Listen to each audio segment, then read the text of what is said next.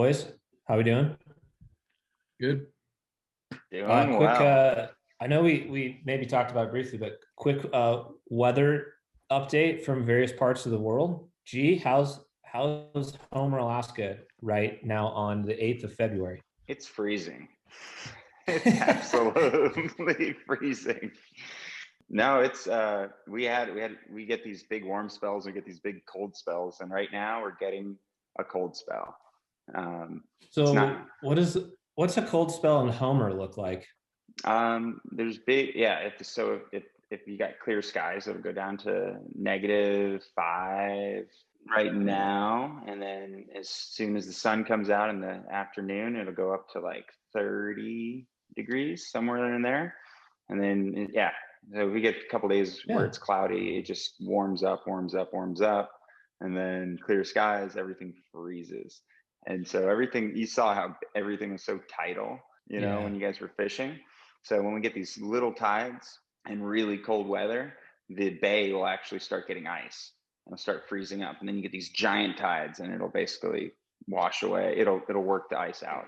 Yeah. So, wild. I woke up this morning and it was a double jacket morning. It was it was cold, man. What about Missoula, Montana, Dylan? How are we looking in Missoula these days? It finally looks and feels like winter for basically the first time all winter. We're getting dumped on with snow, which was pretty nice. Well, nice and not nice. Last Friday, we went out and did a mountain goat study, kind of locally here. So me and a few other guys from OnX hiked up into a drainage and just kind of set up for, I think it was like 4 or 5 hours. We were up there looking to try and count mountain goats, and it was like the first kind of nasty wintry day.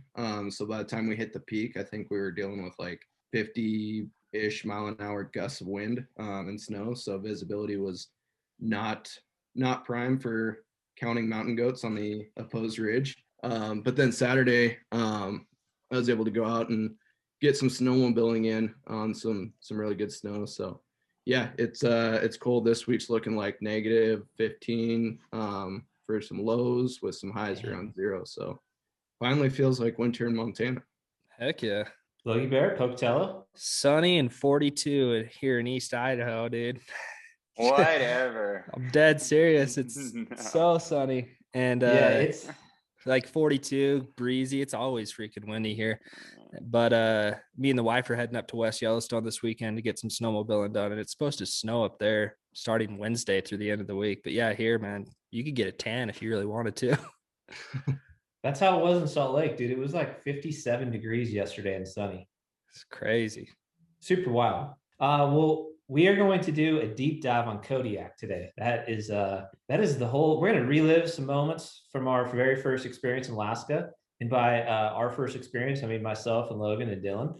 And then we have our special guest of the day, Mr. G, otherwise known as Garrett Lambert. He is a captain and really was the man in charge of our transporting services. Works for Ninilchik Charters. And if you guys watch our video series, you definitely saw some components of Garrett and what his first mate Brandon and him do for a lot of the year. Like that's their program. They're living out on Kodiak. So we've got Dylan from OnX. Dylan again is part of the marketing team at OnX and also was with us on a trip along with Matt Seidel from OnX and a handful of other friends of friends. It was kind of an interesting way how the trip all came together, but at the end of the day, boy, it absolutely worked out as, I know Logan and I's favorite trip of the year for sure. Easily. I'm sure Dylan can attest to that. Yeah, it was an easy favorite. More than just a year. I mean, I've been wanting to get to Alaska for ever since I can remember.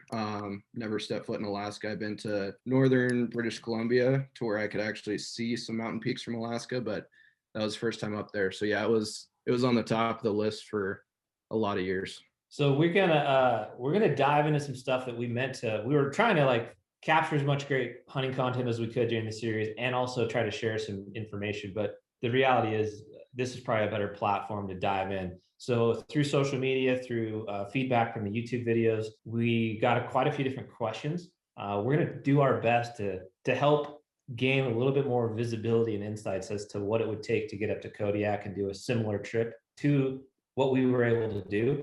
I think overall, Alaska is intimidating for anybody that's not a resident there. Just there's a lot of barriers of entry. There's lots of logistics, travel concerns, costs. So we're going to try to break all those down, make it a little more palatable, and hopefully put it on your radar as something that you can do. I think, as we considered going to Alaska, this trip, more so than maybe others, really resonated with a lot of us because it's more available for kind of the average person to do. It's not one of those kind of once in a lifetime hunts of a Dall sheep or a brown bear that's going to cost significant amount of money, and frankly just isn't reasonable for most folks. Now, would we love to do that? 100%, but I think to me this Kodiak trip and chasing Sitka blacktail deer was a really good entryway into all things Alaska, and certainly something that with some planning and some savings and some research, I think is very doable for most folks. So that's gonna be the goal, man. We're gonna have some fun. We're gonna relive some moments. Garrett probably has plenty more crazy stories from what he sees living up there for many, many months of the year. And hopefully at the end of this, you guys will walk away with something that's super helpful and if nothing else, insightful. So Dylan, at the end of the day, like, what was the best thing about the trip in your opinion? Starting off with all the hard questions. I'm just let's just throw it out there. What do we like the most? I mean, honestly, for me, again, and not to reiterate, but it just getting to Alaska. Like you said, Kodiak or Sitka blacktail, I think, is more of an achievable hunt. I've been wanting to get to Alaska for 15 years. I mean, ever since I knew, I was old enough to watch videos of people hunting Alaska, I've wanted to get up there. But in all reality, I just didn't know when it was going to be possible. You'd look at moose hunts and a few other things, and really blacktail wasn't on my radar until a few years ago. I think, it's Garrett can attest, but I think it's for people in the lower 48, it's becoming more of a popular hunt. I personally know quite a few folks that have gone up and done this hunt, but really just getting up there and experiencing it was kind of the best part. And leaving Alaska, it was just like, when can I get back and do this again? And kind of going into it, I thought once I did Sitka blacktail on Kodiak Island, kind of just check it off the bucket list and be like, okay, next time I go to Alaska, maybe a caribou or something else, but I would totally go back every year and do the exact same hunt. So just experiencing it, all of Alaska. I think Kodiak's a great place to do it. Kind of like in my mind, Kodiak is Alaska. It's just pretty wild place. And then the people we were able to meet, Garrett, Corey, along the way were just just kind of encompassed it all and was super awesome. Logie Bear, what are your thoughts? Initial thoughts, as you kind of recap and just put in perspective what we were able to do up there. Man, so going along with what Dylan said, the adventure of it all, and it was my first time, your first time, Dylan's first time. So I think that was a big proponent, was the adventure of seeing stuff you've never seen. But I would have to say the best part was boat life, hands down. So for those of you that haven't watched our series or don't really know, the program of hunting blacktail with a charter is we went out with the Ninilchik charters. Garrett was a captain, and we had a deckhand named Brandon, a couple of great dudes. But it's literally you land into Larson Bay on a single prop airplane, and then you bust down all your gear onto a boat, and that's home for the next however many days you're going to be there. And it's just the mobility aspect of the boat was huge to me. You're not landlocked as if you were in a tent. That was the coolest part. Each day you could be hunting a new zone that you'd never been to before, seeing new animals that you've never seen before. And I think the excitement of that alone, plus the camaraderie of everybody coming back to the same location, you're on a boat, great food, and the mobility aspect of that boat was, I could have been hunting anything. And that was the coolest part for me, was being able to move, try new things. And the amount of area you can hunt up there is insane. You could hunt a new zone every day for a month if you wanted to. Yeah, no doubt. So Garrett, how does a guy from the Midwest end up living in Homer and working for months on end in the wildness, remoteness of Kodiak? Yeah, I guess that's a great question. Kind of ask myself that every now and again. First off, thanks for having me. You guys absolutely, man. Absolute riot of a week to have with you. It's you don't get to choose, the people that necessarily come out with you the first time. And really like 99% of the people that I've been able to meet doing this have just been awesome. Absolutely make this not a job. You get to go out, watch guys figure it out, come back, just like you're saying, to the boat. There's like that camaraderie feeling, like you make it back off the hill, deer, no deer, whatnot. Like there's got to be a metric on the amount of high fives versus how awesome a week is. I could say that. Oh, I actually retired from playing rugby. I was going to school in Atlanta, and I thought, man, where is the farthest away place I can get from rugby? And it landed me in Alaska. I did an interview in a snow goose blind for Ninilchik charters. That like midway through the interview, a big flock came in and was landing on our face. I was like, I gotta call you back. Guns were coming out, and the guy, Mike was like, yeah, call me back. And he turns to his wife. He's like, yep, he's our guy. It ended up working out great. I came up here and I started right from the get-go, running fishing trips, running hunting trips, and now we're doing about 220 trips a year. So quite busy, and couldn't ask for anything more. So big change. I was also incredibly wrong about rugby. There's a lot of rugby up here come summertime. The wife and I actually got married up at the Alaska Rugby Grounds there in Anchorage. Absolute beautiful pitch. For any rugby players listening, it's one of the best pitches I've ever stepped foot on. So all that being said, I kind of wanted to jump in on that feeling, because for you guys, it's the same thing for Brandon and I. We love to see that energy out of a hunting trip. There's some hunting trips where you're grinding in the hours. If you're doing whitetail in the Midwest, you're grinding in the hours on wind direction and sitting still, not moving, and you come back to a lodge, and and that's awesome. That was my life for years and years and years prior to this. But the boat, the idea that you get a wind switch and you can relocate and jump into a new bay and not have to worry about that necessarily, that weather coming up, is kind of awesome. Hopscotching around, going fishing, going hunting.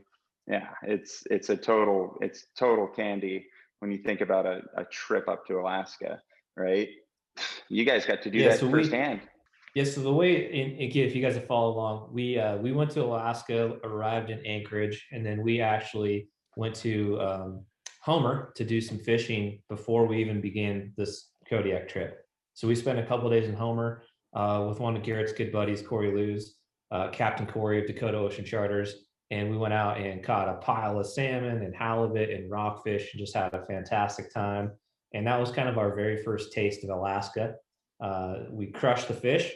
And so once we got all the fish processed, clean, frozen, there was another gentleman on the trip, Brian, who lived in Anchorage, and he had some extra freezer space. So we essentially froze all of our fish and kind of just put it on layaway in Anchorage, while we then hopped on a plane and went from Anchorage to Kodiak City to begin this new kind of 7-8 days of hunting and what have you. So that was the way we began the trip.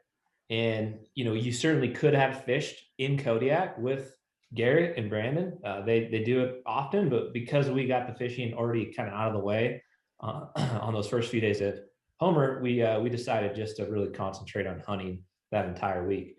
So I think framing this thing, Garrett, what is like the biggest difference between a transporting service and a outfitter and guide service? I think for folks maybe not as familiar with all things Alaska, there's a lot of misunderstanding and misperceptions of how those are different, and or maybe if there are any similarities. No, that's a great question, because Alaska is fairly unique in that sense for transport versus doing a guided hunt. So your Alaska guide goes through a very rigorous protocol to be called an Alaskan guide. They go through years and years of training and testing. They test out for their units. And so, when you're going with an Alaskan guide, it's typically one-on-one, target species. It's a very, tight knit, personalized hunt. And they're great. And for all good reasons. My biggest thing is, switching gears. I'm a transporter. As a transporter, there's a protocol to learn the area and to know the area, but it's best way to describe it. I'm not allowed to say there's a deer here, right? Guide can take you up the hill and say we're gonna go do this. I cater to the DIY hunter that gets that satisfaction from figuring it out, from learning the hunt, right? You're starting with whatever background knowledge you have, and any references you may have coming up. If you had a buddy that's hunted Alaska a couple times, that the difference is I take care of you when you get back to the boat. I do. We dry you out, we feed you, we make sure you sleep good, and then we wake up in the morning. You look at the land and you pick where you get to go, and that's our separation, and then you get to figure it out. So and what I've seen over the years is DIY hunters really gravitate to the transport style hunt, and then gentlemen that are just wanting either the possibility of a higher success rate or need to have that personalized help do the guided hunts, and they're equally respected for sure. For sure. And just to clarify a couple of things. So in the state of Alaska, for non-residents, you are required to have a guide with you with a variety of species. Said species would be, sheep, mountain goat, brown bear, I believe are the main requirements, right? And then you have the ability to go more of a DIY, do yourself for moose, for caribou, for Sitka deer. I'm sure I'm missing some stuff, but kind of that's the framework. So guided hunts are a requirement for non-residents in a variety of species. A lot of that has to do with safety factors, and also has to do with, making sure that you're taking a mature legal animal. So, getting into sheep and stuff, there's some variety, there's some variables there where you absolutely need to know how to judge a sheep to make it so it's a legal ram. Even in some of the moose hunting situations, which doesn't require a guide, there are some parameters you might have to hit depending on the tag you have.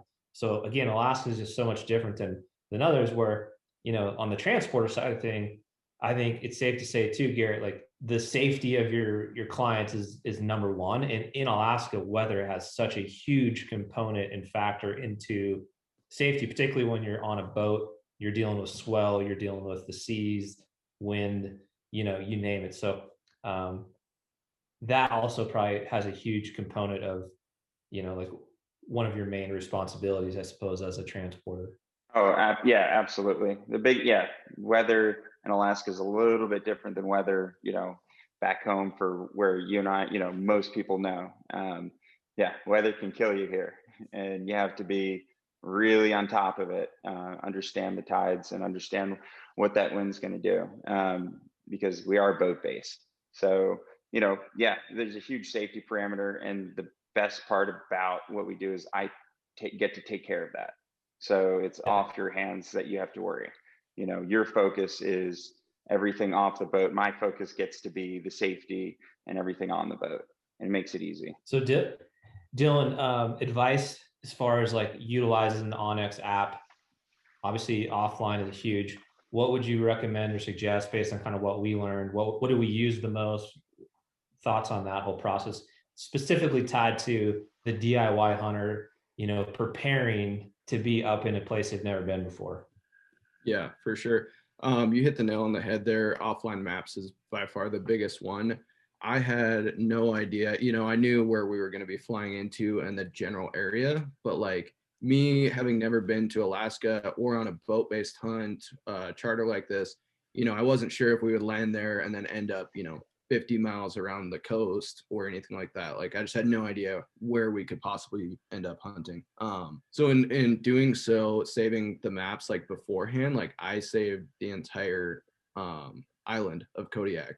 So basically wherever we were going to be, we were set. So what I did there is I saved one like 150 mile map. So basically you save a giant area, but it's got low detail, as you guys know, and then zoom in and save like a 5 or a 10 mile map and just kind of grid it across the entire island of Kodiak. So that was the big one. As far as like uses in the field, I think we can all attest that Kodiak is some pretty unforgiving terrain, and it's got some good places where you can hike up into different locations and some incredibly horrible places where you can hike up. I'm sure we'll get into that a little bit more, but one of the main things that I used the app for on the island was just tracking, you know, where we were going. And a lot of the times it wasn't even to like get back the same way, but it was, you know, tracking ourselves up to hike up from the beach up to a bench, and then realizing like on the way back down that we found a way better route. And so almost just like using those tracks to be like, okay, if we're going to go hunt this area tomorrow, like let's not go this way. Or, you know, we found a good route out, so let's follow that track back up. And, you know, the last day, you, myself, and Logan, we kind of hunted the same areas the day before. We found a pretty easy way to get up to elevation and a good glassing knob. So basically we just used the track and followed it up to the same spot. The other really big thing that going into the hunt, I didn't realize this, that I would use it as much. Typically when you're marking waypoints in the app, it's like, you know, locations that you want to hit again, or a target deer or glassing spots. And we did all of that, but also marking kill sites was crucial, and just kind of comparing notes and sharing those with guys back on the boat.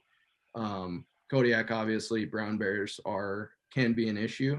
And so we would mark, you know, where Brian shot a buck, we would mark that. And then just knowing the next day, you know, which way the wind was blowing, there's probably a high potential probability that a bear is in that area then, or on the kill. So just, you know, marking those waypoints to avoid that area, or to be smart about how we're hunting the same area. So those are the main things I would say. Offline maps, tracking, and waypoints were kind of the three big ones.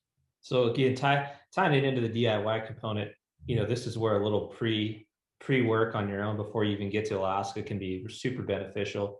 And to reiterate, you know, what Garrett was saying, every morning once we were in our zones, we would tell him where we wanted to go. And so the bigger boat that we're actually staying on has two skiffs that are being drugged behind it, and those are our kind of like modes of, you know, hitting land, if you will. So we did actually end up spending more time on X than I would have guessed.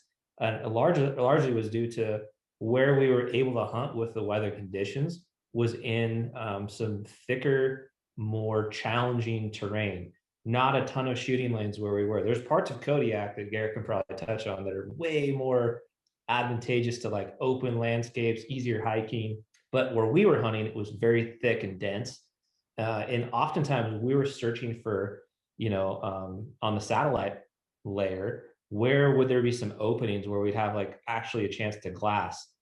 If you think about, you know, the beach, and then as that zero sea level, and then you've got, you know, peaks up to 4,000 or 5,000 feet in some spots, I'm sure. Where are the deer living? And figuring that out took a little bit of time, because we could see them everywhere from, you know, literally on the beach up to 1,000+ feet of elevation, which doesn't sound like a huge change, but just the nature of the topography is such that it's quite an effort to get up to 1,000 feet where we were hunting on this particular trip. So we did a lot of like zooming in on maps, looking for those kind of openings, almost like meadows is what they would look like, that might provide us some shooting lanes and some glassing lanes. So that came in more handy than I would have ever expected. And certainly, like, again, not knowing what Kodiak looked like, we talked to a ton of people. Everybody had different advice based on where they've been or the time of year we've been. And to frame it, we were there from Halloween, so October 31st through November 6th is the week that we spent out there perusing around. And certainly those maps were awesome. Just And as the week went on and everybody is comparing notes with each other, really helped kind of understand, like where were we finding the deer? If we saw more mature age class deer, were those deer at different elevation levels? We were, I would say, just right around the beginning of the rut, probably hadn't kicked into like warp speed yet. And so a lot of the more mature, deer were not perusing the beach per se. They were still kind of tucked up and hidden away. So certainly good stuff there. G, diving into like the boat dynamics, walk us through kind of what resources, how's the boat laid out that is going to be advantageous to a DIY guy? Like what could they expect if they were to come on board and do a boat type hunt? Yeah, of course. This helps your entire prep for packing from from home on out. So the entire boat is built for mobility and function. It's built for you to hunt as hard as you want when you come back. Whether it's an animal whole or quartered, broken down, when you get to the boat, you have a place that you can hang your meat. You can process it yourself right there. We have cutting tables, the whole nine. If you're wet, you can hang all your gear outside. If it's dry, you need to go through it, you can bring it in. We have boot dryers. So no matter what condition you come back to the boat, we can basically flip you around, get you dried out, get you a shower, and then, get you back into hunting. So storage is just like anything when you talk about Alaska, you get a lot more options for storage for stuff. But the lighter you travel, the easier, the less packed down the boat is. Typical guys that I see that are pretty tuned in and have done this with us a few years in a row, they're going to be packing. They're going to have the backpack that they're hunting with full to the brim, and they're going to have one big bag. Anything else will be extra. And you're talking about warmth, rain gear, and then butchering gear. And it's funny, we have what we call a day one pack for new guys. When they're getting on the skiff the first morning, they hand you their pack to get in safely. You feel the pack and it feels like a 40-pound pack. You're like, oh, you're new,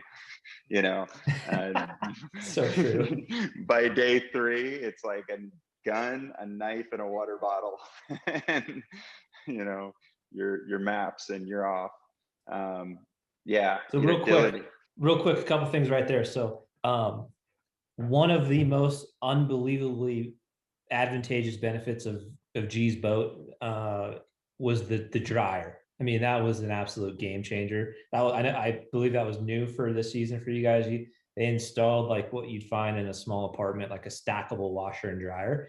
We never utilized the washer, but the dryer was on point every single, late afternoon, evening. We just cycle through our stuff because you are going to be wet on Kodiak, period. Like you're going to get wet. We had awesome weather in the essence of not a lot of rain.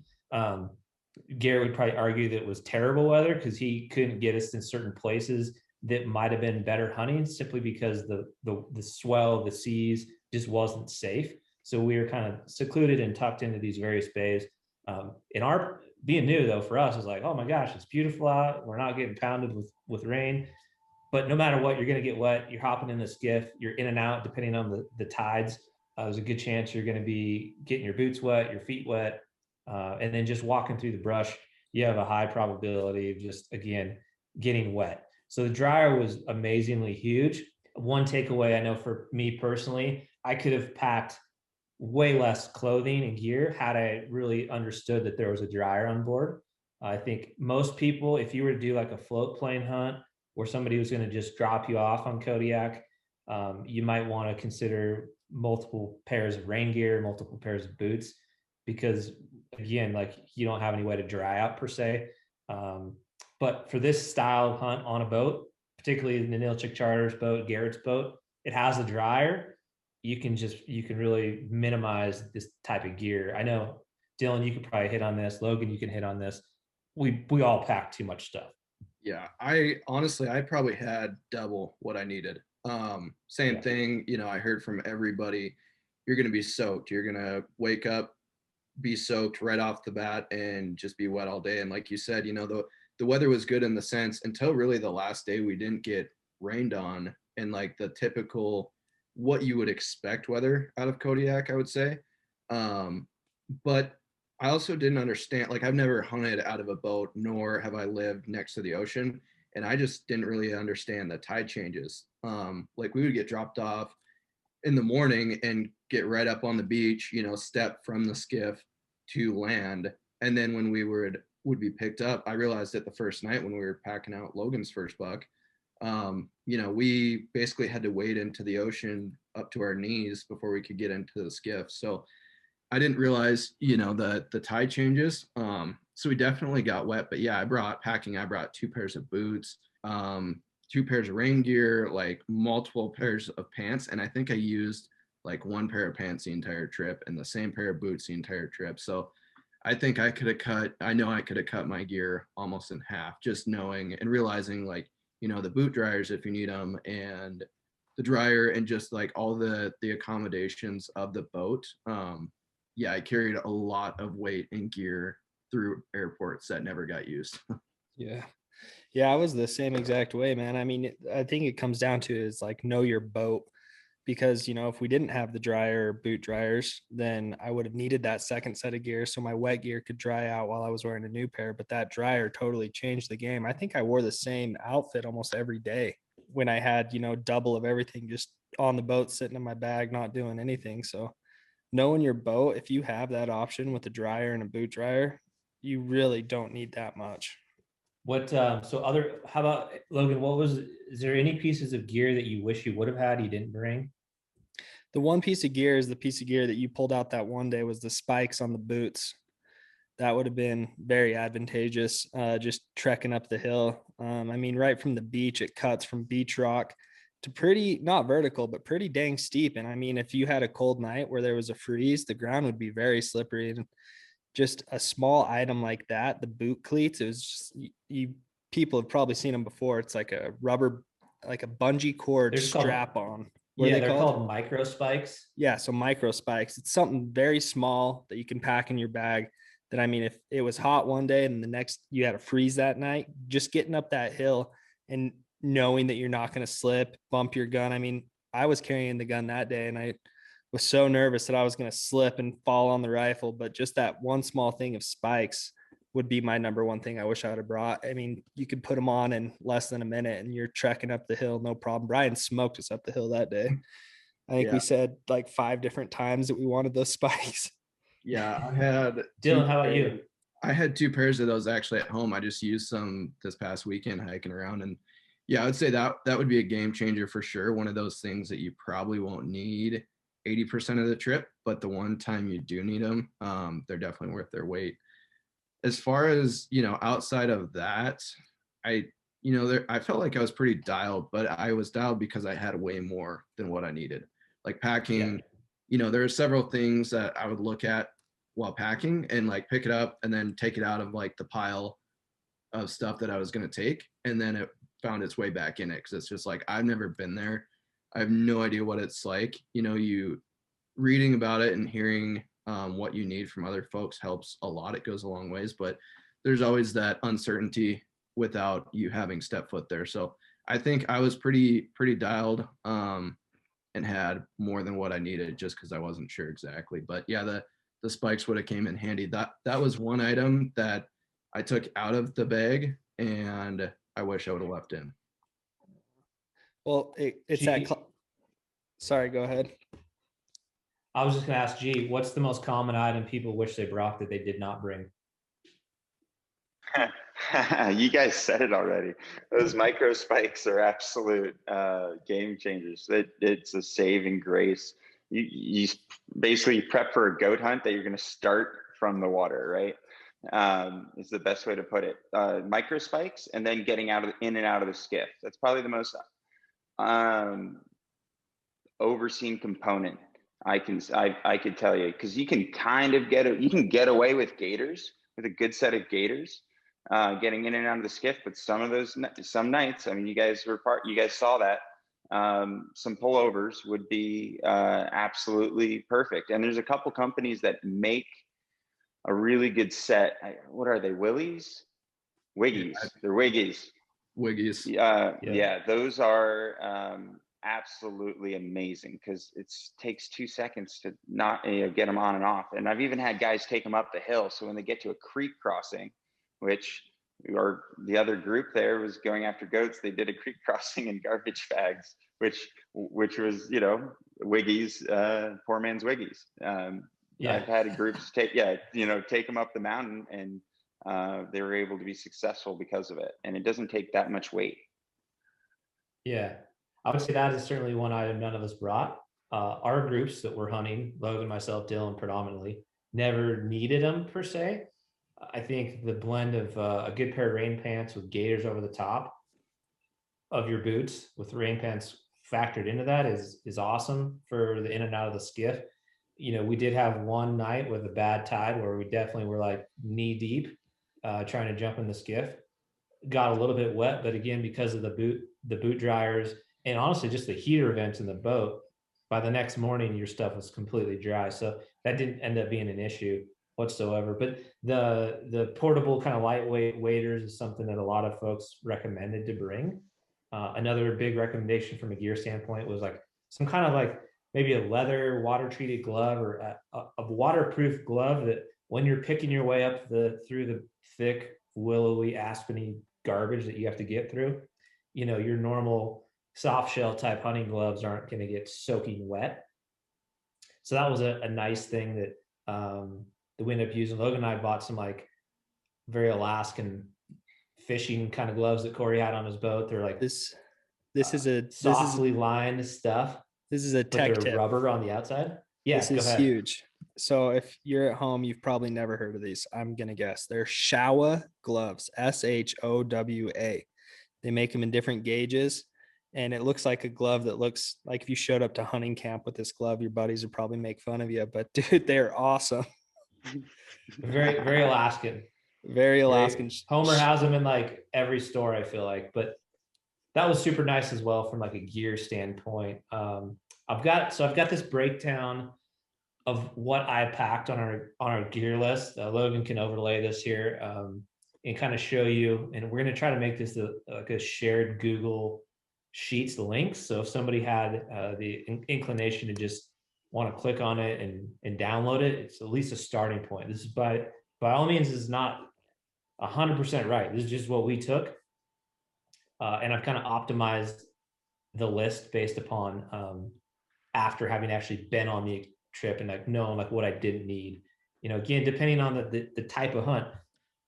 To Garrett's point, like a bottle of water, your bag lunch, and your knife kill kit is really all you needed to go out hunting. Now it was a little different for us because we were trying to capture content, so we had like spotting scopes, cameras, more optics than maybe your everyday hunter would have. You certainly didn't need all of that per se. Like where we were hunting, you could glass pretty easily with just your binos. The spotting scope was super nice to get the phone scope footage on and just really kind of try to get the quality of the animal a little bit more dialed in once we learned kind of more about what we're looking for. But anyways, you won't need a whole lot. And that's the beautiful thing again about being on the boat. So I think we could optimize like so much. If we were to go back, I definitely would pare stuff down pretty substantially for what we took. So jumping back onto the boat. So we've got the back end of the boat is dialed for meat processing. There's a big like cutting board table. There's a hose. I mean, you have everything you need. You've got places to hang the meat and let it age with a hint of salt water, over the few days before you would want to cut it up and get it into a freezer. So you guys have, how many freezers are on board? We have 3. Yeah, we have a massive chest freezer. We have 2 stand-up freezers, and then we have a fridge freezer. We were able to carry both enough food for our duration in Kodiak as well as enough space so that everything that you're bringing on the boat, you can either hang it or you can freeze it immediately. And I get guys that bring all their processing gear, vacuum packer. They bring that with them because they enjoy doing all that work with their with their fellow hunters right there. Yep. So at the end of the evening, you know, they'll take what, you know, if they're successful, they'll take the deer in an assembly line, and one guy will trim, move it to the next guy, he'll pack it, vacuum seal it. Last guy puts it in the freezer. And at the end of the trip, they can take that product, go home, and the wife doesn't, you know, go nuts at the mess they're about to make. So they just walk it right into their freezer and it's good to go. So yeah, the functionality of both keeping your gear, you know, basically in lockers, you know, hung on the back deck. All your weapons are safe. We have spots for the guns, spots for the bows, and then the washer dryer, the boot dryer, the fridge freezer. It's all built so that from the time that you're on the boat to the time that you're off, there's a little bit of a comfort to it. And we're always adding to the machine, right? We're always trying to make the wheel a little better. Our project this winter, that shower that we're working with, we're wanting to make that a little nicer shower. So we're going to double the size. So, you know, not to do an Herbal Essences commercial every day, but you know, it's just adding to it. Yeah, the shower was one of a few guys took advantage of for sure. A lot of us did. You didn't even touch it. You guys were like, didn't even touch it. Ain't got no time for that, man. Let's go hunting. But it's there. Like, that's a super nice feature. There's 2 restrooms on board, you know. So again, comforts of home. You got the fridges, the freezers. We didn't take processing equipment in the sense that was like anything fancy. We just straight up Ziploc bags with some Sharpies. Everybody would label their own stuff, what it is. And then, you know, you got it in the freezer. Typically, we would let our animal hang for a day or two, then get it cut up, thrown in the freezer. Also, which we'll get into a little bit later, there's some other types of hunting. So we were able to put like anything we wanted to mount or take home, or like capes, ducks that needed to be mounted, taxidermy type stuff. Again, all can be thrown in the freezer. So you're going to completely have everything you need, and it's not going to potentially spoil. So that was a huge factor. Also, so walk people through like a typical, what's a typical day like from Dylan? You made a comment about this. You wrote about it in the OnX blog. But what was our alarm wake up call every day? Like, so start us off from the beginning. We'll kind of give you guys an example of like a typical day and what you would be able to expect. Yeah. Yeah, it was, I mean, definitely the coolest way that probably any of us had ever been waking up. So basically Garrett would find like a perfect pocket in like a tight little bay usually for us to put down the anchor and sleep that night. So basically every night I didn't feel the boat rock once. No, you're just super tucked away. Obviously he knows all the nice little spots there for calm waters, even when, you know, out in the bay it wasn't so calm. But basically we'd throw down anchor, sleep, and then our alarm clock was basically Garrett there pulling up anchor. So they're on big, you know, it's a big metal chain, and from the bunks where you were sleeping, you could kind of feel it too. So every chain link that would come up through that, it just would kind of rattle the boat, obviously makes noise. So that's kind of how we got woken up every day. And then the loud kind of thud of the anchor hitting the deck there. So yeah, pretty cool, unique way to wake up each morning. And then we'd start out the day, few hours, probably an hour and a half before daylight, usually get woken up. Well, even before that, right? Like we'd wake up to the anchor pulling up and then get seated. Yep. And then Brandon would legitimately have coffee brewing. He'd have breakfast already cooking. So yep. As you're kind of getting dressed and ready for the day, it's still dark out. You know, Garrett is looking out weather and wind conditions and all the safety factors of, you know, where we might be able to go start out hunting wise. And then Brandon's got breakfast cooking while we're all kind of getting things organized. And so you literally would come out of the bunks up the stairs, and I mean, breakfast is basically like on a plate for you. Yeah, no, it was pretty awesome. A lot of times we would hunt right from where we were sleeping, or there was a few days where, you know, we had a short commute, 20-30 minutes or whatever. So as we're eating breakfast and kind of gearing up and getting ready for the day, you know, if we needed to move locations, depending on where we wanted to hunt, like the night before, a lot of the time we would look at maps and talk about what everybody saw. And, you know, there was a few days in particular with me, Brian, and Logan here that we wanted to go back to the same spot. So like the night before, we would say, hey, Garrett, in the morning, we want to be dropped off, you know, at that same spot. We saw a buck that we want to go check out, see if we can't get eyes on again. Or if not, you know, it was kind of a shuffle of a few guys wanting to go here, and it's like, okay, who's going with who this morning? Where's everybody going? Look at the maps and get stuff figured out. So yeah, it was pretty awesome. So that's kind of how we get started. You know, we'd have the breakfast in the morning. Garrett would start running skiffs, shuttles. So there'd be various groups of, you know, anywhere from 3 to 4 guys typically, maybe a couple pairs, just depending on who wanted to go with who that day. And I mean, because we had 10 total folks on the boat. That's what it was, right? Yeah. You got to tell them about how exciting that part is, because that's So I was going to get into that. I mean, Dylan mentioned it, but a lot of times we're glassing right as light is coming off, you know, over the mountain horizons. We're starting to see everybody is out and about glassing around the boat, because it didn't take us long to figure out that it's a game rich environment, whether it's fox or deer, your bears that we're seeing, mountain goats. I mean, there's a lot of game to be looked at. And so it's just super fun to wake up in a new bay, you know, and just start immediately glassing and trying to figure out, gosh, what we could see. And so many times we saw, you know, deer on a various point or a beach that we wanted to go check out, and we'd actually go ahead over that way and had some luck. But there's a ton of excitement every morning as guys are getting ready on that back decks area, you know, where potentially you've got some game already hanging by you know, a couple days in, and Garrett's just like taking these trips out and dropping people off, and it's like, all right, boys, T-3 minutes, get your stuff ready.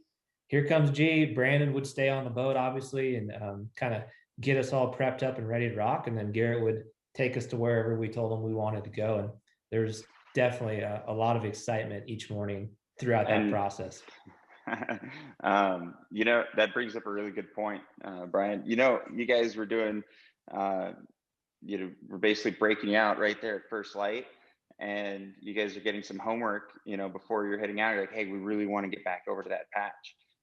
You know, like it looks like you guys actually saw a couple deer there before we headed out from the big boat. And so this plays into the transporter role.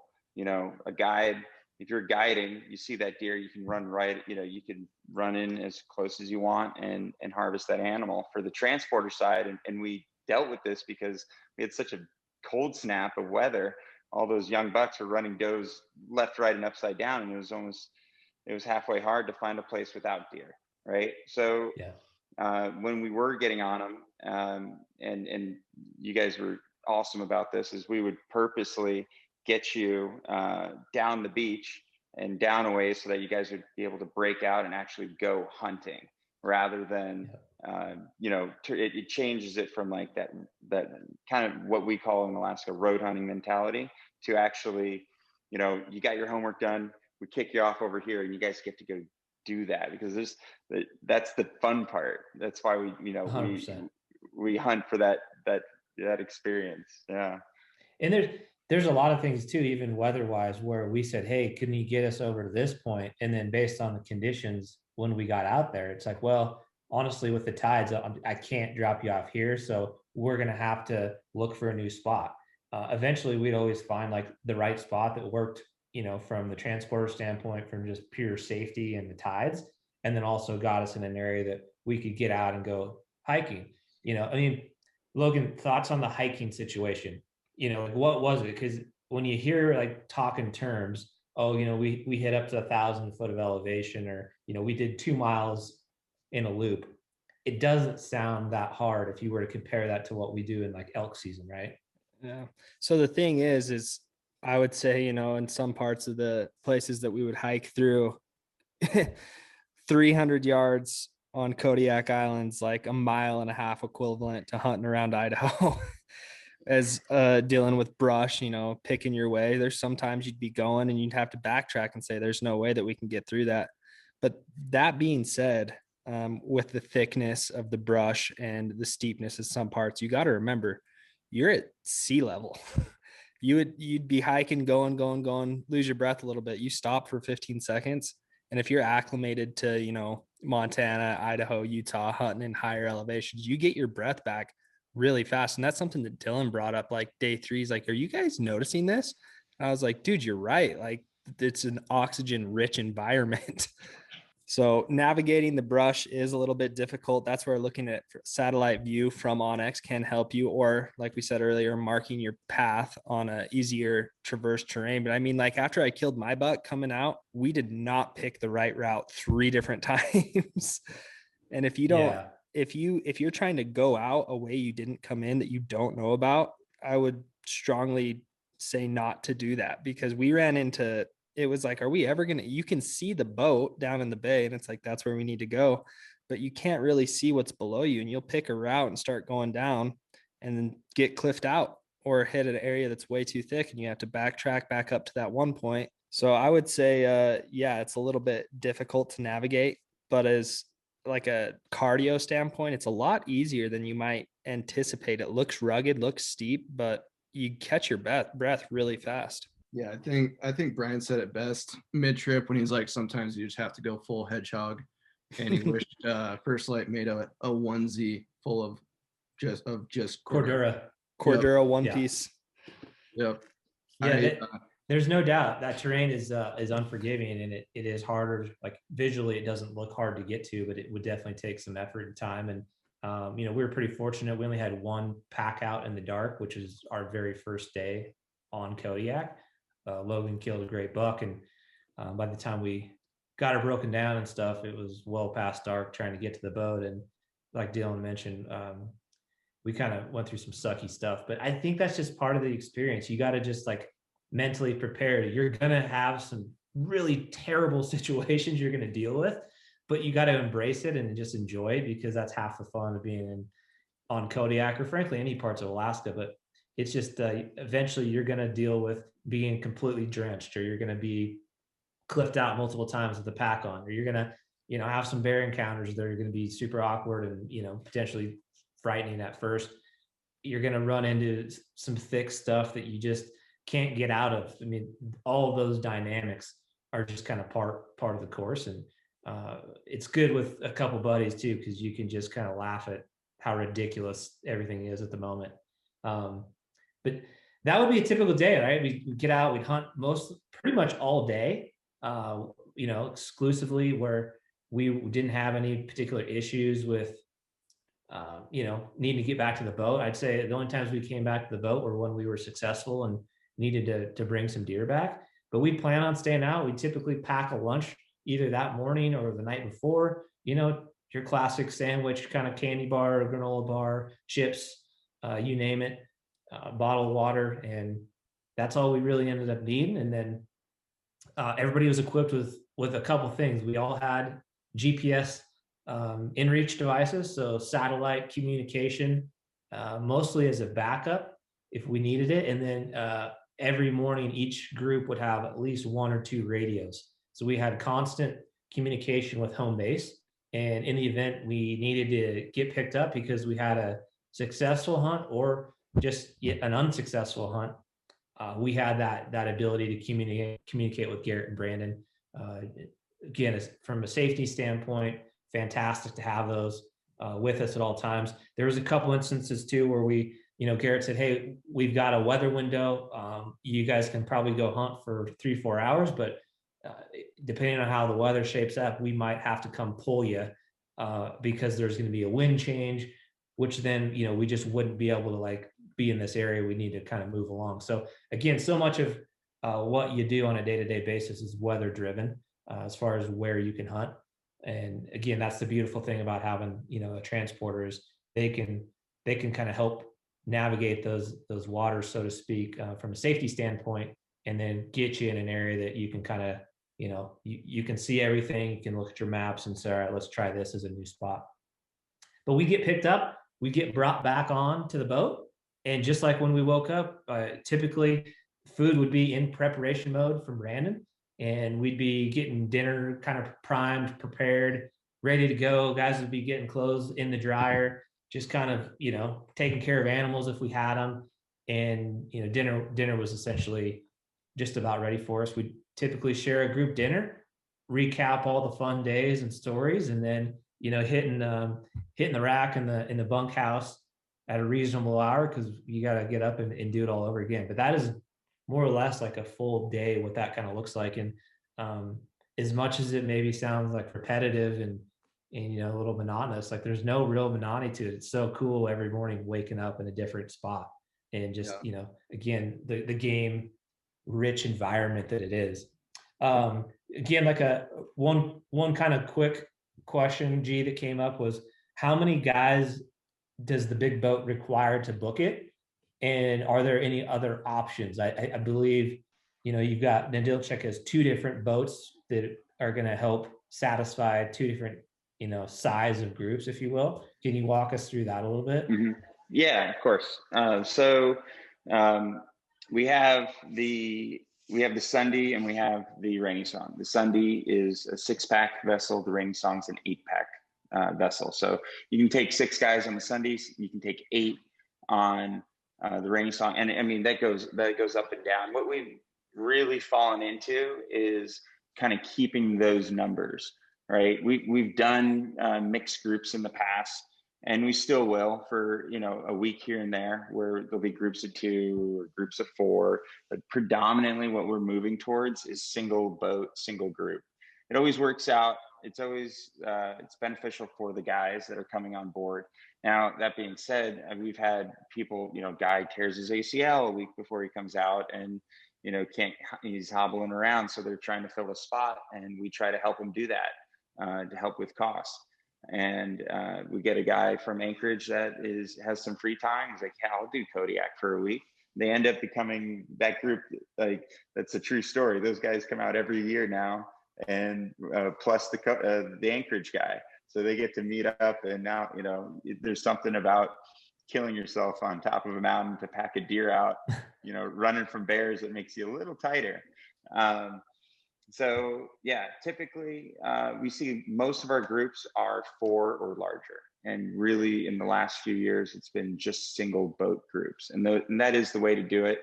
And that's what I would highly suggest. It makes for a great trip, because when I wake up and I'm talking to you, you know, yourself about the day, you're speaking for everyone. Super good to know. That kind of leads us perfectly into probably the most commonly asked question. So let's dive into some cost factors here. Again, got this spreadsheet built out. Logan can kind of show it for those of you watching on the video here, but we're gonna try to do as good of a job breaking down cost wise. So to start out, a couple things. This is where planning comes in, you know, big time. And to reiterate the idea of going with a group, this is where you can divide and conquer as a group of buddies. It shouldn't all fall on one person to plan in, you know, this entire trip, because there is a lot of logistics and things to consider and figure out. It's also great from splitting costs on certain things, and we'll get into that with certain hotel rooms and things of that such, baggage fees, what have you. But having a group of guys, you know, whether it's a group of, you know, 4 to 6 guys or 8 guys is certainly not only a lot of fun, but just a way to help kind of, you know, divide and conquer. Like, Dylan, dude, you're responsible for looking into our flights. You know, Logan, you got the hotels research. I'll take care of the Ninilchik charter part, and everybody can kind of do their piece and come back as a group and share what they found out. So first and foremost, we got to talk through flights. So wherever you live, you gotta get to Alaska, which means you're going to start by arriving in Anchorage. That's where you're going to end up more than likely. The cost on that is so dependent, right? It's just like, how soon are you going to book that flight in advance, and what are the particular going rates? You know, we had some crazy challenges with COVID this year. Alaska required to have a negative COVID test upon arrival. And so, you know, that's just like another layer into the logistics. It was a little unique. That certainly might be the case for 2021, maybe 2022. Who really knows where this is going? But first and foremost, you got to figure out your flight. And I would say, obviously, in a lot of cases, earlier the better. So if you do book a trip, get that flight on the calendar right away. And then once you get into Anchorage, depending on where you're coming from, you might need to factor in a hotel stay on arrival into Anchorage. You might not.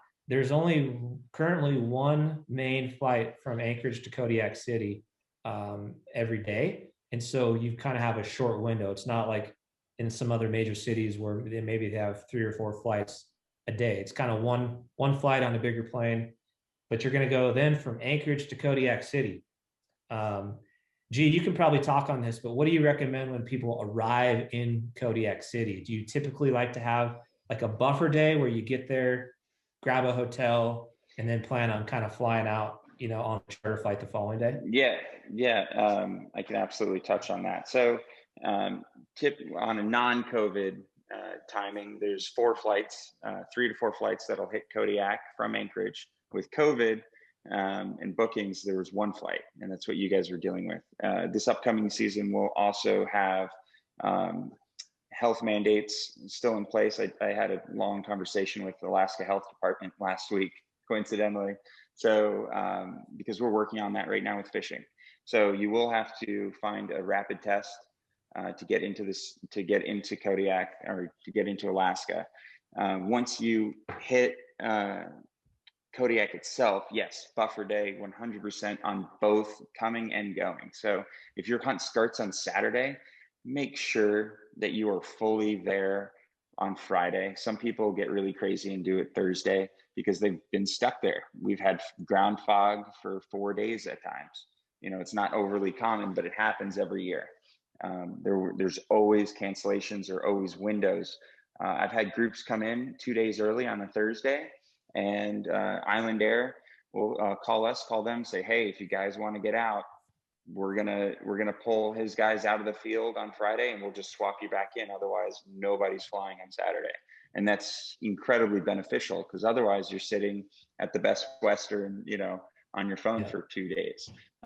So a day on either side. When you come back in, you're flying out on that Friday, and then make sure that your flight is a Saturday afternoon, so that if it does, leaving Larson Bay, so that when you're flying out, if it is canceled and we are able to get you out on the morning or an afternoon flight, you can still make that afternoon flight. So yeah, try to really put a good buffer on your travel, because Kodiak's not forgiving. You guys got to see a little bit of that. I don't think we had any flight issues personally, but the week prior we did. So couple key points there. One thing that was cool, like once you get into Alaska, they're a little more lax with like your baggage capabilities. So you bump up from, on most flights, it's like 2 bags typically plus a carry-on. Once you get like from Anchorage to Kodiak City, and also Kodiak City to Anchorage, you're allowed 3 bags, which helps just in cost reduction, particularly coming out heavy with meat. The hotels in Kodiak is, again, something you would want to book sooner than later in your trip preparation and planning. And like Garrett recommended, a buffer day on the front end and the back end. Again, a great way to share costs with friends. And I'll say Alaska is built for hunting. They really are. Like the transporters from the airports to the hotels, typically dialed in with big vans, so you can fit a pile of people. I will say, when you arrive in Kodiak City, most of the hotels will have a shuttle, but if you get an influx of people showing up, you may consider an Uber or a cab or something along those lines, because what we ran into is 5 groups of anywhere from 4 to 8 guys stacked up waiting for hotel transportation. It was raining at the time, kind of crummy weather. So that's just a suggestion, is, you're going to deal with potentially waiting around, but the hotels are built for your gear. Most of them have, meat storage on the way out. So you can keep your stuff frozen. Island Air is also great with that as an option. And just overall, make sure you get your hotels booked in advance. So that leads us to like baggage fees. Depending on, again, your status with airlines. If you're higher status, you may have some bags for free. If you don't fly a whole lot, you can probably expect to pay some baggage fees. I think most of us on the way there, we had Logan and I shared a rifle, but we had 1 rifle case. We each had 1 duffel, and then we had our packs that we wore as like carry on the airplane.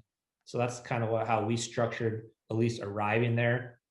Again, paring down after knowing more, I think you could still be pretty much one duffel, one rifle case, and your backpack carry on as a whole, and be pretty dialed. So from that, we then dive into like more of a traditional fixed cost, which would be like our transporter cost. So G, walk us through, they book a trip with Ninilchik. What does that include? So that includes everything from when you get to the boat to when you leave the boat. So we have all of your lodging, transportation, food, the whole nine. So, some guys, you have your little, your little gummy bears or whatever you're super into. Whenever you go on a hunting trip, you gotta pack, Vienna sausage or something, completely disgusting that you love. You can bring all those, but we have everything. We have everything. All you have to do is make sure that you're legally licensed. You have all your tags, all your permits, you're like your salmon, your king salmon stamp if you want to do any fishing, anything of that nature, so that when you step on the boat, I got you covered. So you can basically set up shop and everything is good to go. We have all the bedding, minus your sleeping bag. It's the only thing that you'll have to bring a sleeping bag. So outside of that, you're good. You got your gun, your license, and a bag. So you'll basically, once you're in Kodiak City, that next day you would hop on a charter flight. It'd be through Island Air, who operates everything from like these traditional flights that took us to Larsen Bay, which we are in a Cessna 208 Caravan on our group because it was a big enough group. They have a few different plane options there. They also are one of they are probably the main place for float planes if you were to do in a different kind of environment. Island Air runs a lot of those flights. That is what's going to get you out to Larsen Bay. So and we cover that too. That's included in the package, right? Well, the flight cost is not, but we do schedule you. We make sure that you have a spot. Okay. Yeah. So when you book with us, we call Island Air. We're like, here's our guys. And then you're on the manifest. So when you show up, they say, hey, Ninilchik guys, awesome. You're all good to go. Okay. So give us like a per guy breakdown. If somebody was to book with Ninilchik for a 7-day trip, whether they have a group for the Sunday or the rainy song, what's that cost pencil out to? Plus what are we looking at for like a rough cost on, the charter flight through Island Air? Yep, super easy. So typically we charge $34.50 per hunter for the week. You fly in on a Saturday morning, you fly out on a Friday afternoon. That cost, we do give leniency to single groups, and that's why we push for it. It's a very enjoyable trip that way. So if you fill up the boat, then that price comes down. And we will typically take about $400 off per person, which, we want to help you cover tags, cover some of the expenses getting out here. And, most importantly, we want you to have a great time. So chartered flight is going to be right around $150. Your first 50 pounds is free from Island Air. You got to expect that you're going to be packing out heavy, or hopefully. So you'll be spending about 50 cents a pound to pack out. So if you shoot an animal, you're going to harvest about 40 to 50 pounds of meat off of each animal that you harvest. So about 25 to 30 bucks per animal to get it out at most. On top of that $150 chartered flight, and it's $150 each way. It was $125. That I think it went up to $150. We'll double check that after the podcast, but not bad. They get you in, get you out, and you're flying in on a caravan. So that's your flight. Real quick on that, on the Island Air charter flight, a couple of things. So G talked about it a little bit, but if you do have your own food snack preference, you're obviously going to want to grab that when you're in Kodiak City. Same thing if you're into any kind of adult beverages or cocktails, you're going to want to grab that as well and include that in the caravan. The way we did it, we just packed everything on the scale that we took. We were able to peel our rifles out of our gun cases, leave those at Island Air and store them. So that reduced some weight there. Most of us had like some kind of like a lightweight, gun sleeve or something. And then they did a really nice job of just like packing it safely. So you didn't have to worry about getting your firearm kind of banged around. But you'd want to add, anything like that to this charter flight. And what we did is just took the total amount of the weight, factored in whatever it was over, and then we just divided it by the guys in the group. So even though, you know, Dylan might have had 10 more pounds of stuff than Logan, we just like equaled it out, and it was just super easy. I would say it's take what you want to make it fun and comfortable. So just it's minimal amounts of dollars in the grand scheme of thing. And I think again, stuff that you'd want to just bring with you. So just wanted to touch on that, you know, real quick, specific to the Island Air charter component. You do want to aim for that 60 to 100 pound mark if you can, just for the guys at home. Yep. Typically, that's what I'll see from a guy that's proficiently packed, is right in that 60 to 100 pounds, and that's a big waiver because he may be packing the spotting scope. You know, when I do this hunt personally, between me and my two other buddies, we go as a 3 team. So everyone has binos. One person carries a spotter, and then we'll carry 2 guns. And then the third person will be just have a firearm, you know, a sidearm of some form, 44 mag, 454, 500. The 10 millimeters popular. It works. It's a little cute for our guys. Well, you got to hate on the 10 millimeter. It works. I've got one, but I don't trust it.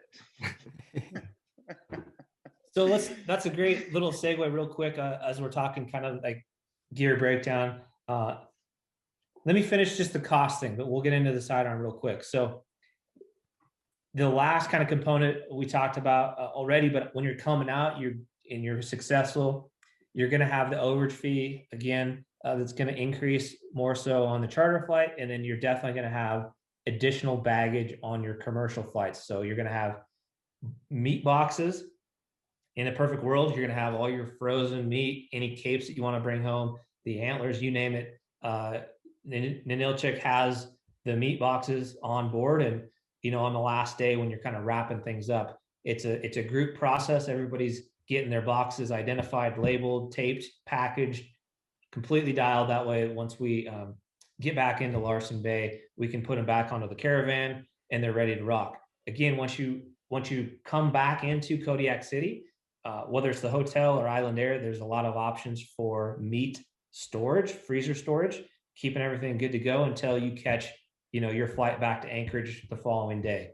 And so those are things to consider, because I know we increased a couple ways. We had the fish from early on in our trip, plus we had the success from Kodiak. So we each added another 2 to 3 bags depending on how it shook out. The boxes get you about 60 pounds of meat, typically, I'd say, right around in there. And so, yeah, that's going to add some baggage fees. So Logan and I, for example, each paid $350 in baggage overage heading back to Salt Lake City, where we flew to. And then when we got into Anchorage, we ended up staying, again, had a lot buffer time. So we grabbed a hotel in Anchorage, but the Anchorage airport has storage as well for your meat. I think we stored 7 of our bags and it cost like $87.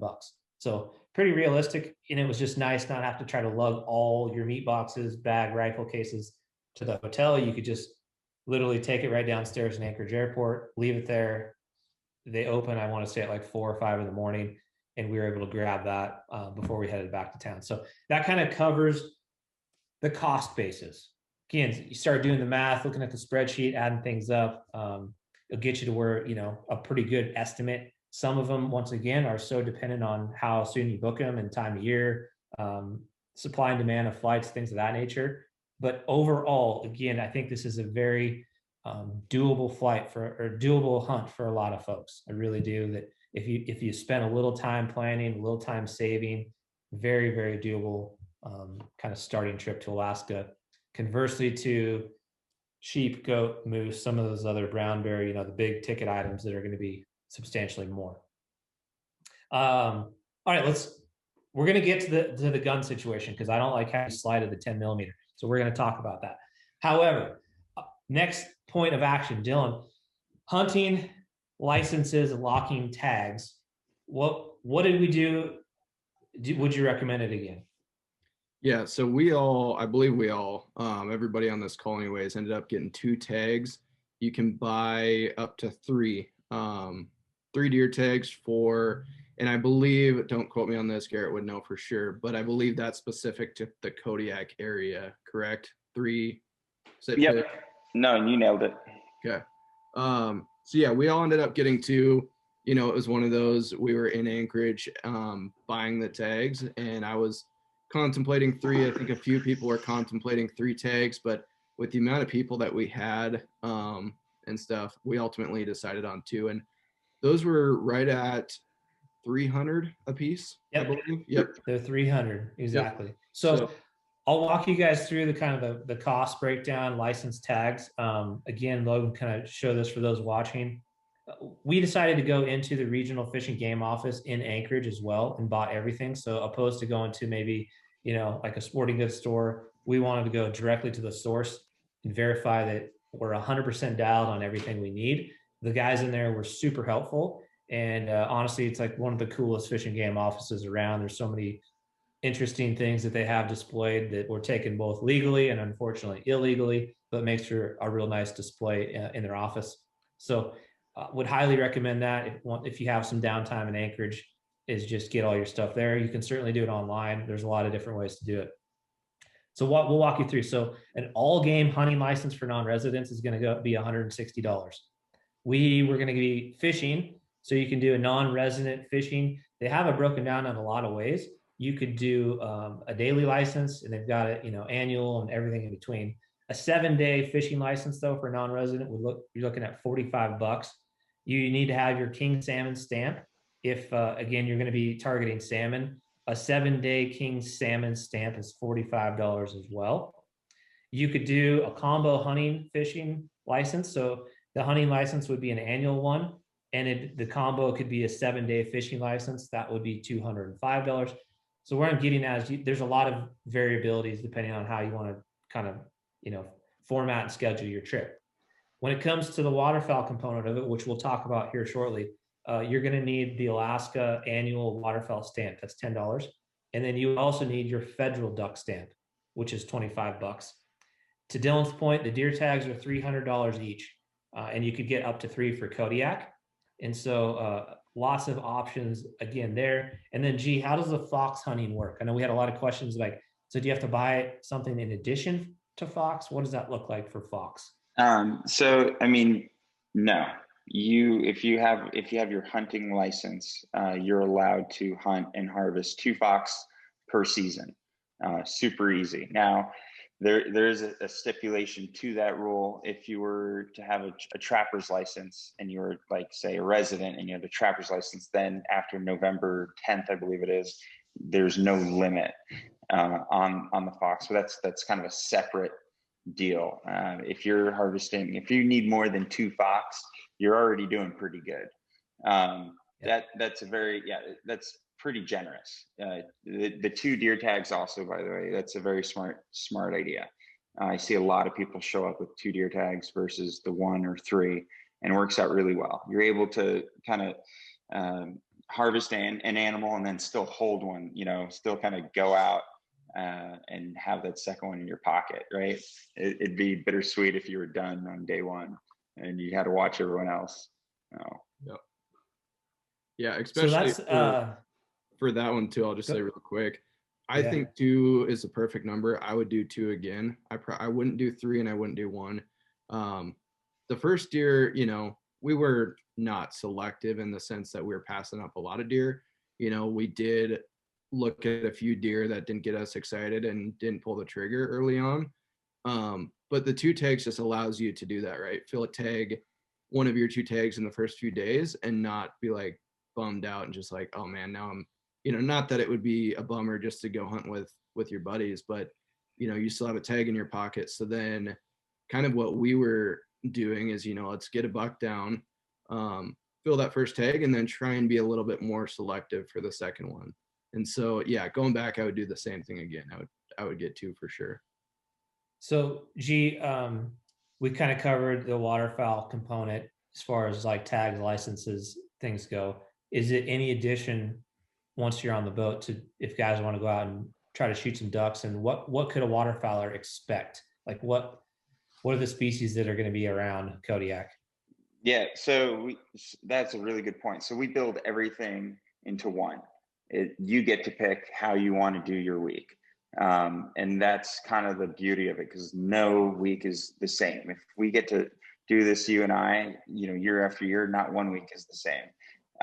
So you guys are really deer focused. So you got to do every single day on deer. And then Matt, we got to jump out with Matt a couple days and do some ducks. You got to jump out there on the last day.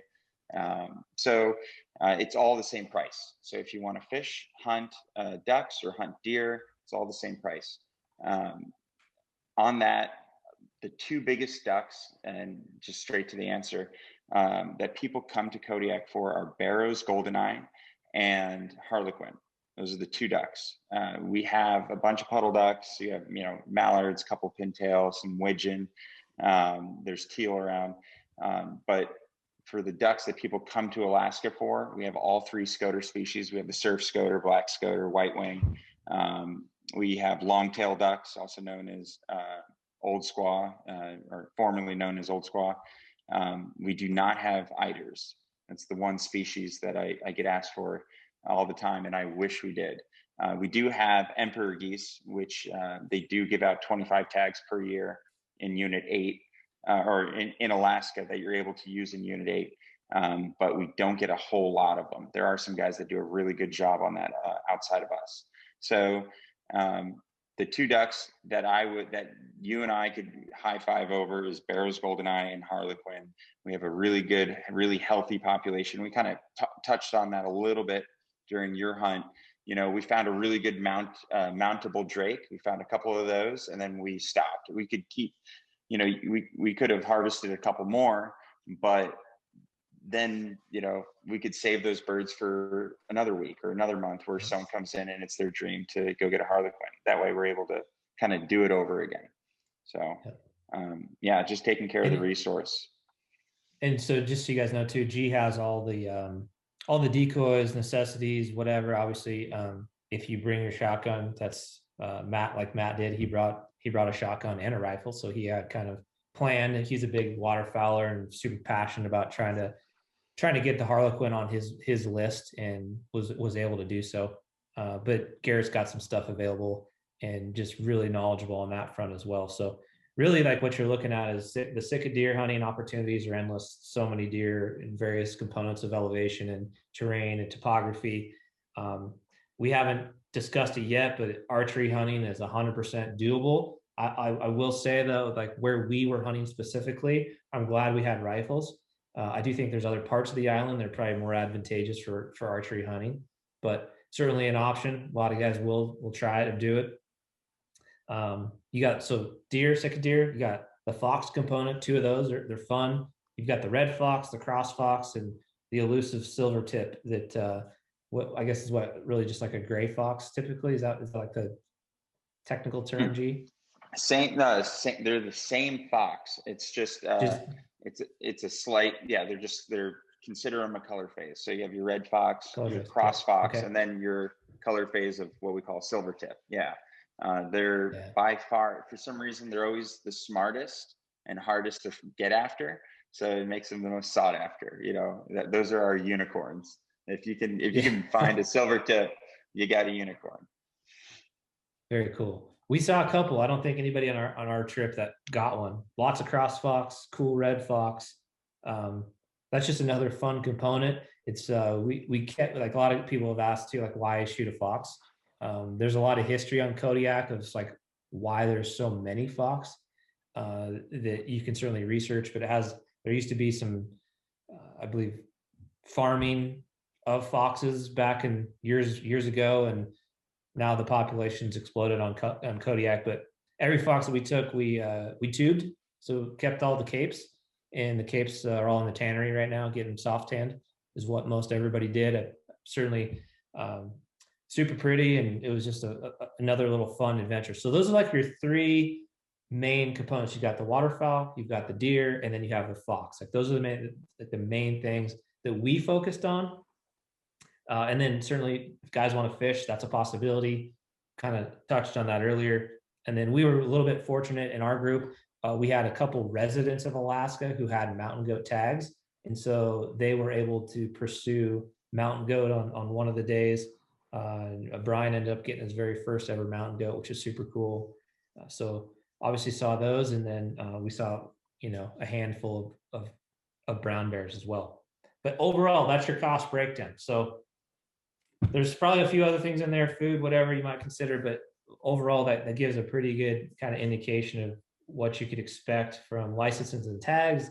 Also, travel, logistics, things of that nature. Anything I missed or we missed, G, that we should talk about? Did we have a total tally on that, or do you want me to talk about the other breakdown? Yeah, because they're like any resources are welcome. Yeah, awesome. So there's a group of guys from Hunting Full, Austin Atkinson. They're at Hunting Full. He's done the trip with me a couple times. All those guys they're absolutely awesome people, equally awesome to Brian and Dylan and the crew. They did a total cost breakdown as well, and this was before the tags were increased. They counted like the whole kit and caboodle from the time you leave your house to the time you get back to your house. You're going to spend $5,500. That's what it costs them. That includes everything that you just broke down.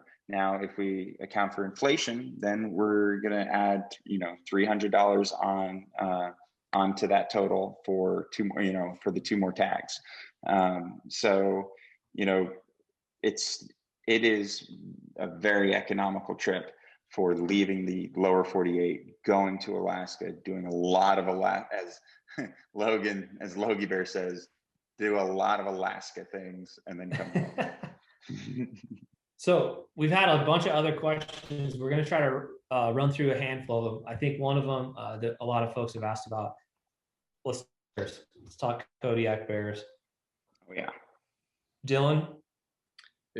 This kind of goes hand in hand with the sidearm talk. So yeah, I mean, I've born and raised in Montana here, so used to hunting in and near grizzly country. I will say though, I have never seen, knock on wood, it'll probably happen now that I say this, I've never seen a grizzly in Montana. I've seen very fresh tracks, sign, I hunt elk in grizz country, so I'll always be prepared.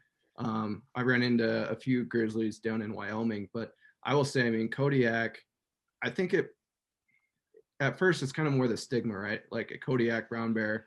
To my knowledge, what little research I've done, they're one of the largest bears on the planet, right? Like there's Kodiak brown bears and polar bears are kind of the two largest from what I've been able to find, but there's just a lot more of them. I read something to where there's like a bear every square mile or 1.5 square miles.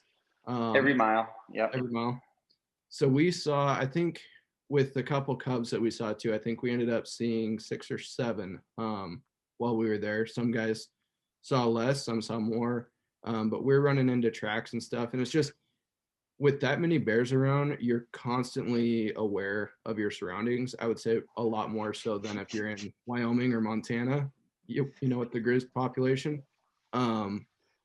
especially on packouts and taking care of meat. I'm used to in Montana here, if we've got a successful elk hunt, even in grizz country, kind of taking 30, 40 minutes and decompressing and soaking it all in and, enjoying it, high fives and retelling the story, 10 different ways. In Kodiak, it was just different. We notched a tag and basically you get up there and you take care of the meat as quickly as possible, a little bit on edge. So like, for example, when Brian shot his buck, Logan basically stood, on guard, if you will, just on bear patrol.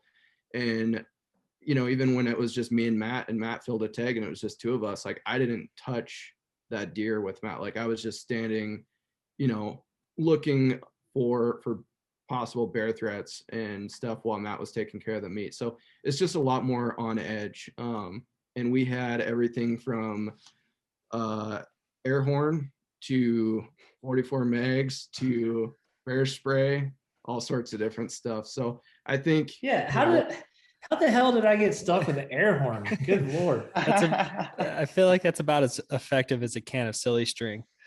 Gotcha. Gotcha, bear. Listen, we were a little short on bear spray once we got to the boat, and Garrett was like, I got this air horn that actually somebody used it, earlier in the season, and it was effective on deterring a bear from the kill site. So it's better than nothing. It's like, all right, I'll take it. But Dill, what was your sidearm of choice? I've got a Smith & Wesson 44 mag. It's the 329 PD. I believe it's kind of their ultralight 44. And I bought that a few years back, kind of specifically for hunting in grizzly country in Montana. And it's lightweight. The reason I wanted that one particularly is because it's light enough that it's not bothersome to bring. I mean, it's not forgiving to shoot, especially when you're, shooting 310 grain bear loads out of it. Like, it hurts. It's not an enjoyable gun to just go shoot recreationally, but packs a punch and it's lightweight. So that's one I brought. I do also have a 10 mil. I think there's certain applications in Montana. There's times where I'm going to carry my 10 millimeter over the 44 if I want more rounds. The 10 mil is really nice, 15 round, versus 6 in my 44. But yeah, that's ultimately what I took, is the 44 with like hard cast, I believe HSM bear loads. Logie Bear, what did you pack? So I had the Glock 29 chambered in 10 millimeter with the little pinky extension on the mag. And I really liked it. The Glock 29 is kind of a smaller carry than the Glock 20, smaller in frame, but striker fire pistol, I know it's really reliable. And I mean, with the conditions of Kodiak, Glock's kind of unstoppable. We also had these, who makes those holsters? Diamond D. Oh, no, we had like White Bone holster or something. Why am I blanking on this? I got it written down on my handy dandy sheet. Ivory holsters out of Boise. Ivory holster. So essentially it's a Kydex holster that you're able to attach to the belt strap of your backpack, and covers the trigger, everything, slide. But I think I did a practice draw at least 15 to 20 times a day. Just practice draw, make sure I was good. I never had to pull it out on a bear or anything, but I took the pistol that I've shot a lot and that I feel comfortable with. I contemplated going out and getting, 44 mag, just essentially for this trip, and to own a 44 mag. But when it came down to it, I was really thinking about what pistol do I shoot well, and what pistol am I confident in? And that just happened to be my Glock 29 chambered in 10. Is a kind of a controversy there, stopping power, penetration, velocity. But I mean, if I'm firing, a revolver versus striker fire, I like to know that I can get 10 rounds out there pretty dang quick, whether it's 10 millimeter, 9 millimeter, 45 ACP. There's a lot of hot lead flying really fast. So this is just a perfect segue to G, who's going to provide lots of insight. But Garrett, I'll never forget one of the first things you told us after our boat orientation was, whatever you do not shoot the bear. Do not shoot the bear. Why do you say that? Because if you have to shoot the bear, you're like, at the point that you realize you're going to shoot the bear. If you think I'm going to have to shoot this bear, if you're thinking that, you don't have to shoot the bear. If you actually find yourself in a dangerous situation, you will naturally shoot the bear. Trust me. It will be at about 10 yards and still coming. Bears don't want to mess with you. They've been hunted on Kodiak for decades upon decades. They understand what people are, and for like 90% of the time, they want nothing to do with you. When you kill something and that death, that smell goes down the valley and a bear comes in, he doesn't want you. He just wants the deer. So as long as you have the ability to separate, then most of the time you're fine. With what we call DLPs, defensive life and property, that's when people will, in threat of their life or their property, will have to dispatch a bear. Typically, and there's typically 30 of those on the island per year. For those 30 bears that are dispatched for DLP reason, there's probably over 1,000 false charges over the course of fishing season, hunting season, residents in and out. that just have very, very close interactions with bears. It's a very low percentage where you actually have to. Now, I've been a part of them. I've seen them. It happens. There's bad situations. There's hungry bears on bad salmon years. There's bad situations that even though you do all these things right and you try to position yourself so that you guys are safe, something happens. It happens. It will happen at some point. And you're going to see bears. We see bears every week. Sometimes you only see a couple. Sometimes you see 17, 18 of them. Every week is totally different. There have been DLPs on Kodiak of Kodiak brown bears with 22s with people ptarmigan hunting that had to put a bear down with a 22 rifle. There have been people with 338 Lapuas, right? It goes everywhere in between. The gun that is comfortable with you is the best. Pepper spray is equally effective by the study. Me personally, I'm a firearm person. Other people, people have shot themselves by accident, because they get so antsy. And I did a Kodiak brown bear hunt previously, harvested a bear, had a second bear come in, and I was jumpy. I was a little bit jumpy. So comfort is the number one thing. I can't stress that enough. So walk me through real quick to kind of tie into this, because I think this is a super important, discussion point, as most people in the lower 48 just have never experienced Kodiak brown bears. What is the recommendation when your hunters have a downed animal? Walk me through like the protocol. Like here's how you tell anybody, joining you on the charter service, how they should handle from the moment they fire that shot and the deer is shot until, you're back down on the beach and being picked up on the skiff. So yeah, absolutely. So, and I'm going to start with leaving from the boat.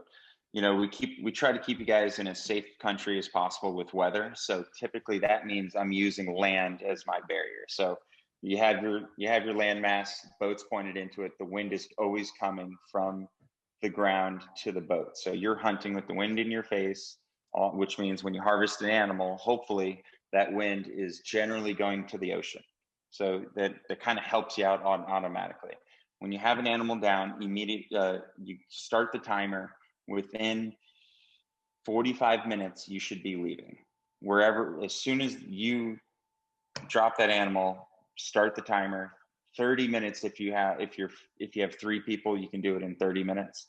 Typically it takes 45 minutes to fully break down an animal, because you have to take the rib meat, the neck meat, the brisket, every single portion of that animal in the state of Alaska. So 45 minutes, animal drops, you run over, quick little smile, quick photo, awesome, and then break out the gear. For me, I always put my gear away from, I assume, okay, bear's going to come in. How am I going to get away and able to grab my stuff on the way out if I have to leave before I'm done? So I put all my gear wherever the animal is, where the bear would come in on the wind line. I put all my gear so I'm exiting towards the boat with my gear, if hopefully that's the scenario. And each and every game bag, I have everything basically ready so that if my spotter's like, hey, bear's coming, we have 2 minutes, then you could stop what you're doing, bag and put your game bags in your pack while you're going the same direction out, if that makes sense. You don't want it to look like a college dorm room where it just turns into a yard sale of trying to slam stuff. You're going to have a bad time. And then, so when you harvest an animal, you're like, hey, G, home base, we got an animal down. We're approximately probably an hour out. We'll give you a buzz when we're on foot, but we're a ways back here. Awesome. So I know that you've harvested an animal and you're coming back. When you're headed down, G, starting to get really close. Looks like ETA is about 10 minutes. Please tell me that. Funny story. 2 weeks after you guys left, a group of guys that have been out with me before forgot to radio in. They show up on the beach waving their hands like, hey, we're ready. I'm looking at them like, they haven't radioed yet. And they're like, gee, I'm like, okay, there they are. We're ready for pickup. We got a deer. I'm like, awesome. I set down the radio and I look back, and there's a 8.5-foot brown bear standing on his hind legs about 40 yards behind him. So they turn around too. And this entire mess unfolds. So I run in with the skiff. It scares the bear back from 10 yards to 40. And they hop in, they throw the deer in, and we zip out. And that was a very lucky scenario. I don't want to be the deciding factor on whether you get to arm wrestle a brown bear at the beach. So if you radio me like, hey, we're going to be same beach, ETA 10 minutes, or we're about a half mile north, there's another location, looks really comfortable. I see small gravel, no boulders, good to go. We'll see you down there. Awesome. So, and we'll talk before you leave. You know, when I'm dropping you guys off, you know, and I did this with you, Ryan. I said, if you guys harvest anywhere to the north, there's multiple beaches that'll be good. Anything to the south that you're going to get cliffed out, I won't be able to pick you up. So I can pick you guys up anywhere from here to the north and you're good. If you go south, it'll be about a mile before we can find a spot. And then awesome, thumbs up and go. So that's one thing with the just the bears too. You know, when Logan shot his buck on the first day, I think I was a little unorganized. Like by the end of it, I was dialed. So like little things that, you know, down here in the lower 48 or just where I typically hunt, you don't even think of, right? Like little things like on my XO pack, I always have the strap keepers, right? And I like to keep all the straps, you know, nice and tidy and rolled up in the little Velcro things. Well, when you harvest a deer, little things like undoing the strap keepers to, you know, extend the straps on your pack, just every little thing like that takes time. So by the end of it, like I had my kill kit at the very top of my pack, all the straps completely undone. So, you know, I could get in my bag quick, kill kits easily accessible, not at the bottom of my pack. So not digging all my stuff out to find my knife. And so just little things like the end of the trip, I felt way more dialed and prepared, especially when taking care of an animal than the beginning of the trip. And just, you know, you don't think of that going into it. I've never shot an elk or a deer here in Montana and been like, hey, I need to get this deer in the pack and going within, you know, 30 minutes. So it was an experience for sure, but definitely part of Kodiak, and I wouldn't trade it for anything. Like the closest bear that we saw was probably, you know, I'm sure at some point we were closer than this, but the one that we physically saw was about 300 yards from us. And for that particular hunt, we were looking at a buck, one of the nicer bucks that we had seen on the trip, and we were kind of just sitting on him waiting. And all of a sudden I looked up and saw a bear standing basically in the same location. So we had a decision to make, because even if the buck stepped out and we were able to shoot the buck there, we didn't know how long it was going to take for us to get around. It probably would have taken us 45 minutes just to get around to the deer, even if we dropped him in his tracks. So, you know, we're like, hey, a bear's over there. The wind's not good.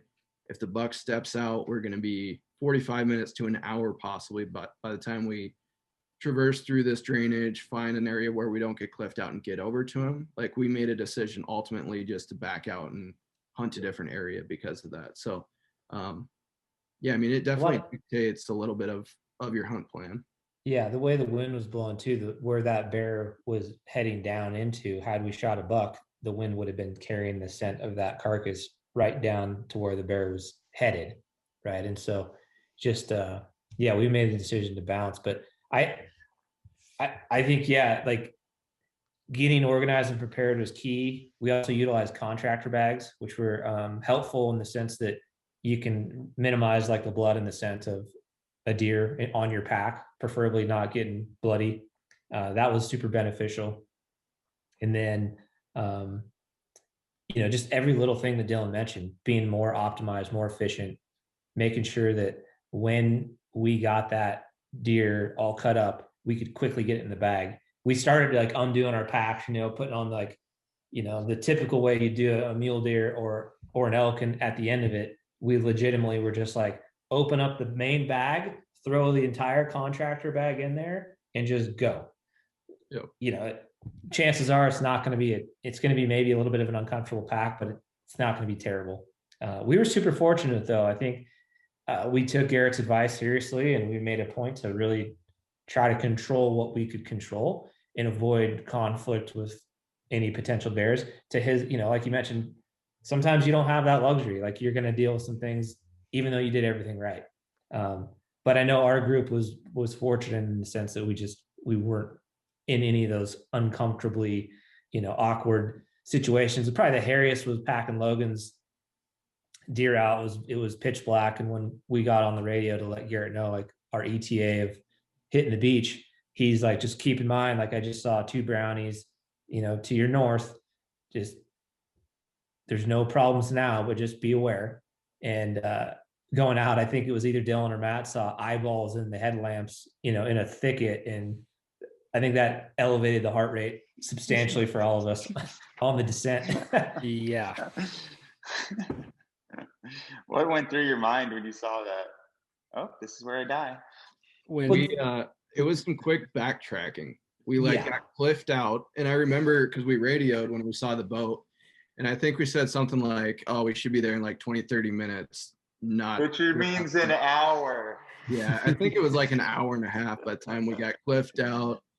We're studying the map, trying to find, the best route out without having to cross the creek again, or river as it kind of was. But yeah, I came around the corner, and just with my headlamp, I saw eyes, and it was more than likely probably a deer or a fox or something. But yeah, we were on high alert, so saw eyes and quickly backtracked and made a big loop around the other way.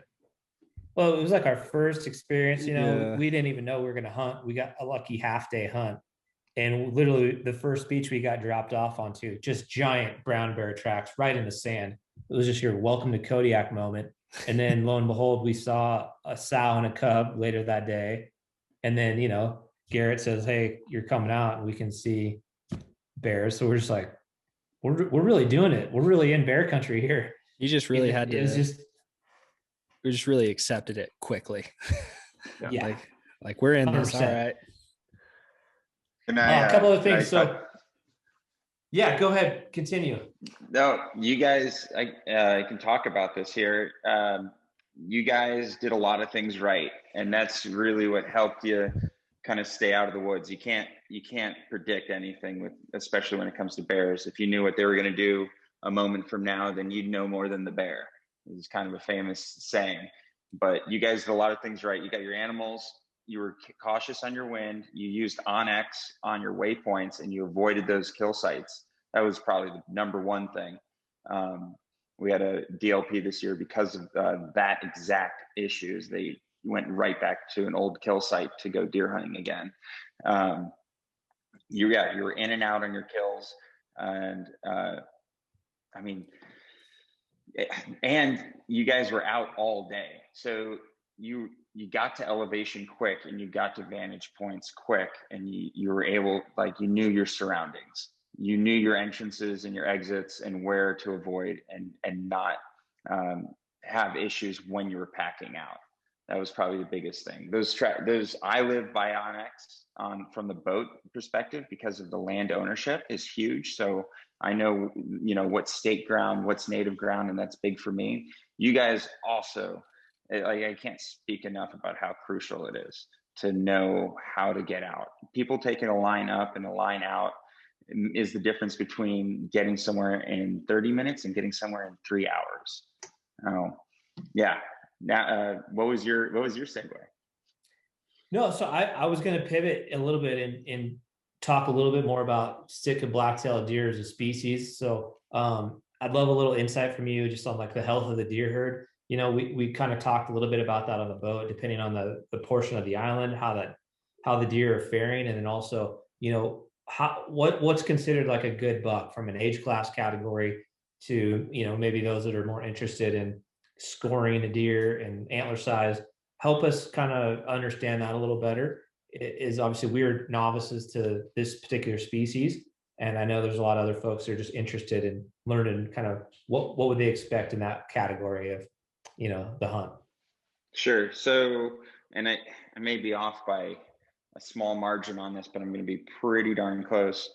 So your Pope and Young is 90 inches. Your Boone and Crockett hits 103, and Trophy is 108.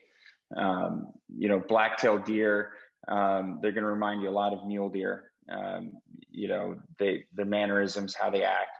They're smaller, antlered animal, smaller legged, but not necessarily smaller body. They are smaller in body, but they're not small like you would, like the stories that people generally connotate before they come up. It's a larger animal. You're going to be packing out bone in. What do you say, 70 pounds on your back? Give or take, depends on how much you trim. You can lighten that down considerably, and it can get heavier considerably if you're trying to do a cape or whatnot. But that's your typical, score. So age grade, you're not going to see. The island is dictated by weather.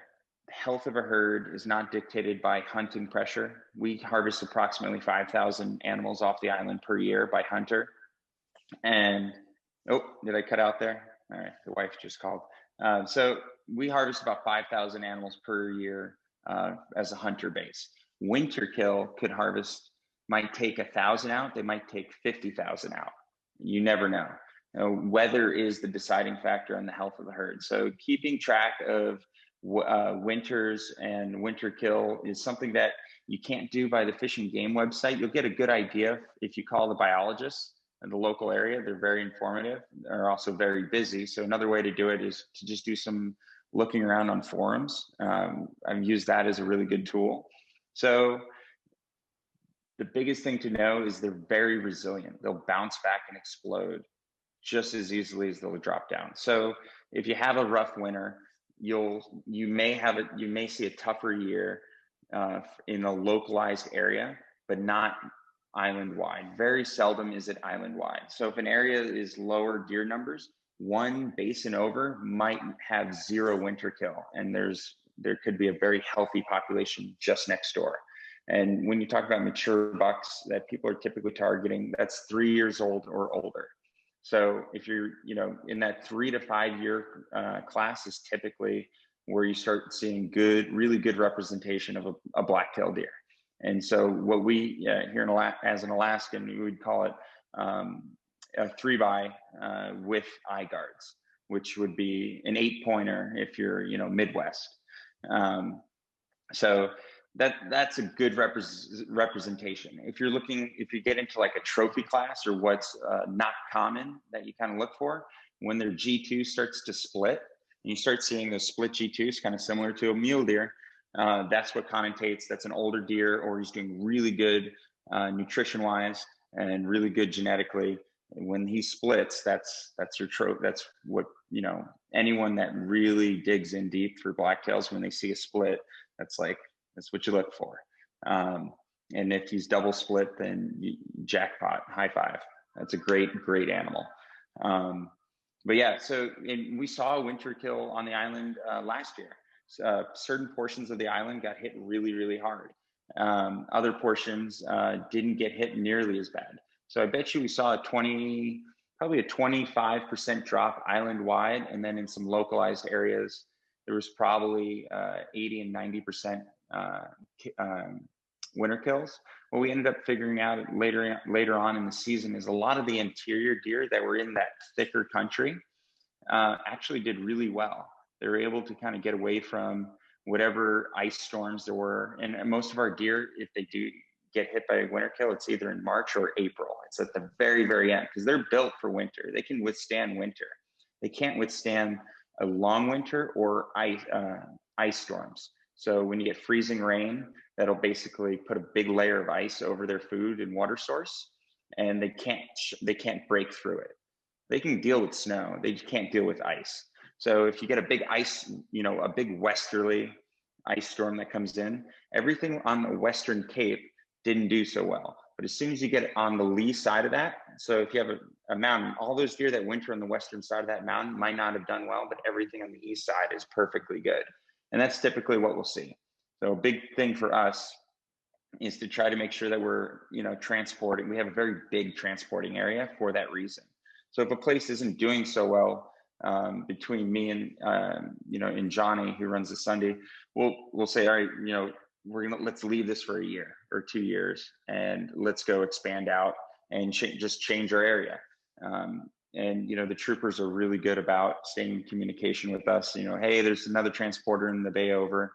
It seems that they're doing fine, and they said that blank blank blank wasn't doing well, so they moved in. And like, all right, awesome. We typically know each other, and we keep a good proximity so that no one's on someone else's general area that they transport. Because at the end of the day, we want you guys to have a little slice of heaven to yourself, and we want them to have a little slice of heaven to themselves. For them, a good trip for me or a good trip for another transporter or guide is a good trip for Kodiak as a whole. So you've had a chance to, you grew up on whitetail. You're a seasoned hunter, you've killed a lot of animals, eaten a lot of animals. How does Sitka blacktail rank on your list as far as desirable table food? I grew up hunting whitetails since I could walk. My old man gave me a bow, and that's what I grew up understanding how to use a bow more than any other instrument. You replace an iPod with a bow and a shotgun. So I grew up doing trophy whitetails, and my first hunt on Kodiak was like the biggest drug I could ever assume as a hunter you could ever take. Straight adrenaline, the whole bear concept and the respect of that animal and the hunt and how much work. And then you get back to the boat and you're breaking down the animal and you're taking the back straps right there from the boat, throwing it on the grill. It's the best meat you'll ever eat, with the exception of axis. Axis deer off Hawaii is pretty darn legit. Outside of that, it is the best deer meat you'll ever eat, period. I can't get enough of it. It's changed my lifestyle considerably, because now the wife and I mean, we love going to the store, like, oh, let's pick up some a rack of ribs and do a smoke or something. Now it's like, hey, I got 2 deer, I'm sending them home. She's excited. She's doing recipes. Our entire everything I eat all year comes from the land here, and it's not because we're remote and we're stuck. I have a Safeway down the street. We can go to a Walmart, right? But it's just better meat. It's amazing. It changed me personally as far as my meat. And you guys got to, we got to do wild game dinners on the boat, and it was not bad.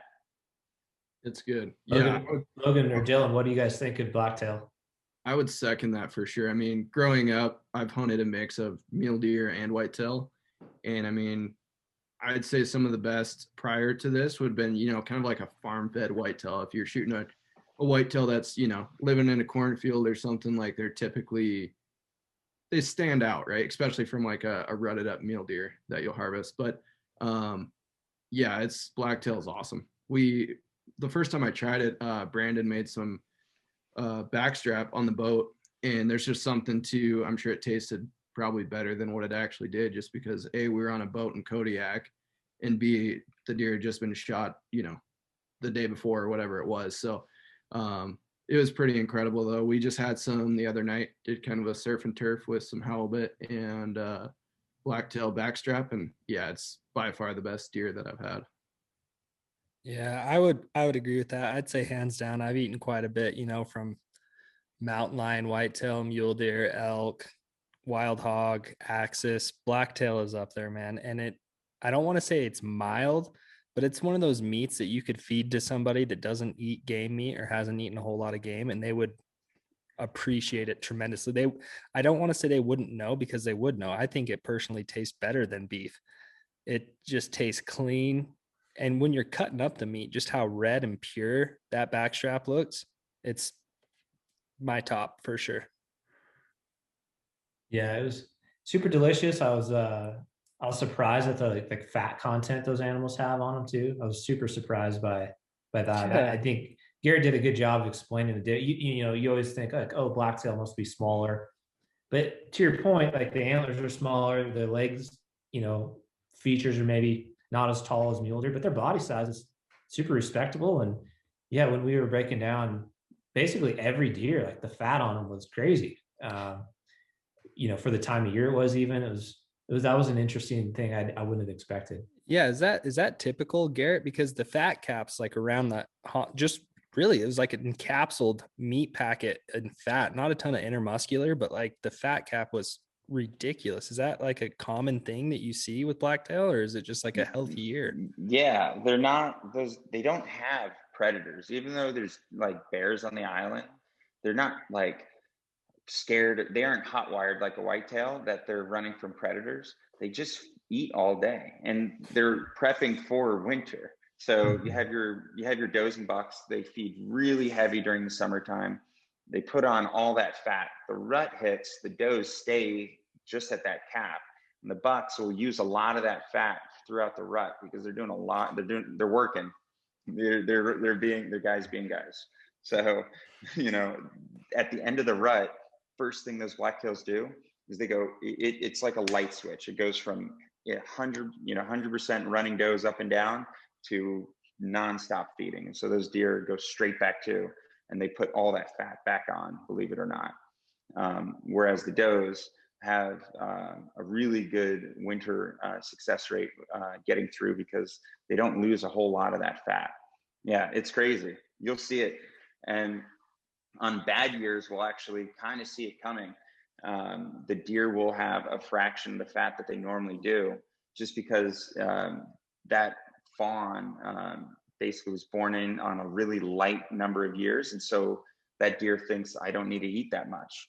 So after a hard winter, like, we just had, all the deer that made it through there, it's like kind of like a kick in the pants where you're like, okay, I need to eat a lot more. And so all the deer this year that you guys saw were just stacked. Dude, so it makes a harder herd. Yeah, Right? it's so interesting. I mean, you take the fattest mule deer or whitetail you've ever shot and like double that. I mean, seriously, like on Brian's, there was like 2.5 inches of just pure fat. I was Think of blown that. away. Think it's a mind blow. Yeah.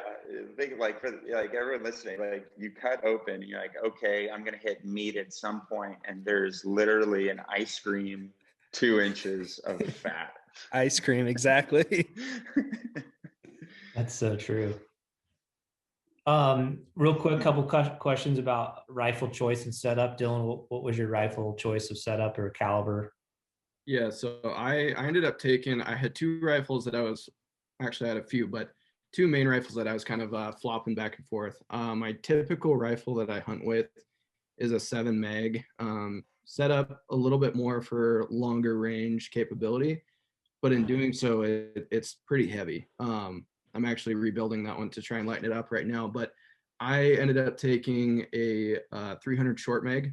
It was actually, I think, my first deer hunting rifle. I've had it since I was like 13.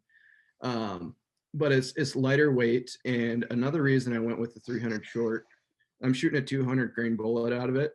And I have, a 7mm 08 or a 243 that I could have brought plenty big for the deer we were hunting. But in the back of my mind too, on top of bringing a pistol, I was thinking, well, I'm out of a 243 or a 300 short mag with a 200 grain bullet, I would definitely rather have the 300. So, it's kind of just back of mind there with the bears in case you happen to be in a situation where, you had to use your rifle or something. That was another little deciding factor of the 300 short mag. But all the shots, I was practicing a lot shooting out to 500-600 yards prior to the hunt, and one deer I shot at like 40 yards with the rifle, as same with you, Brian, like 25 yards. The other one was, I think, 150. So really your shots, there is capability of some longer shots, but it's all pretty tight. Buggy Bear, what were we using? What were we using? 257 Weatherby. Yeah, the 257 Weatherby mag.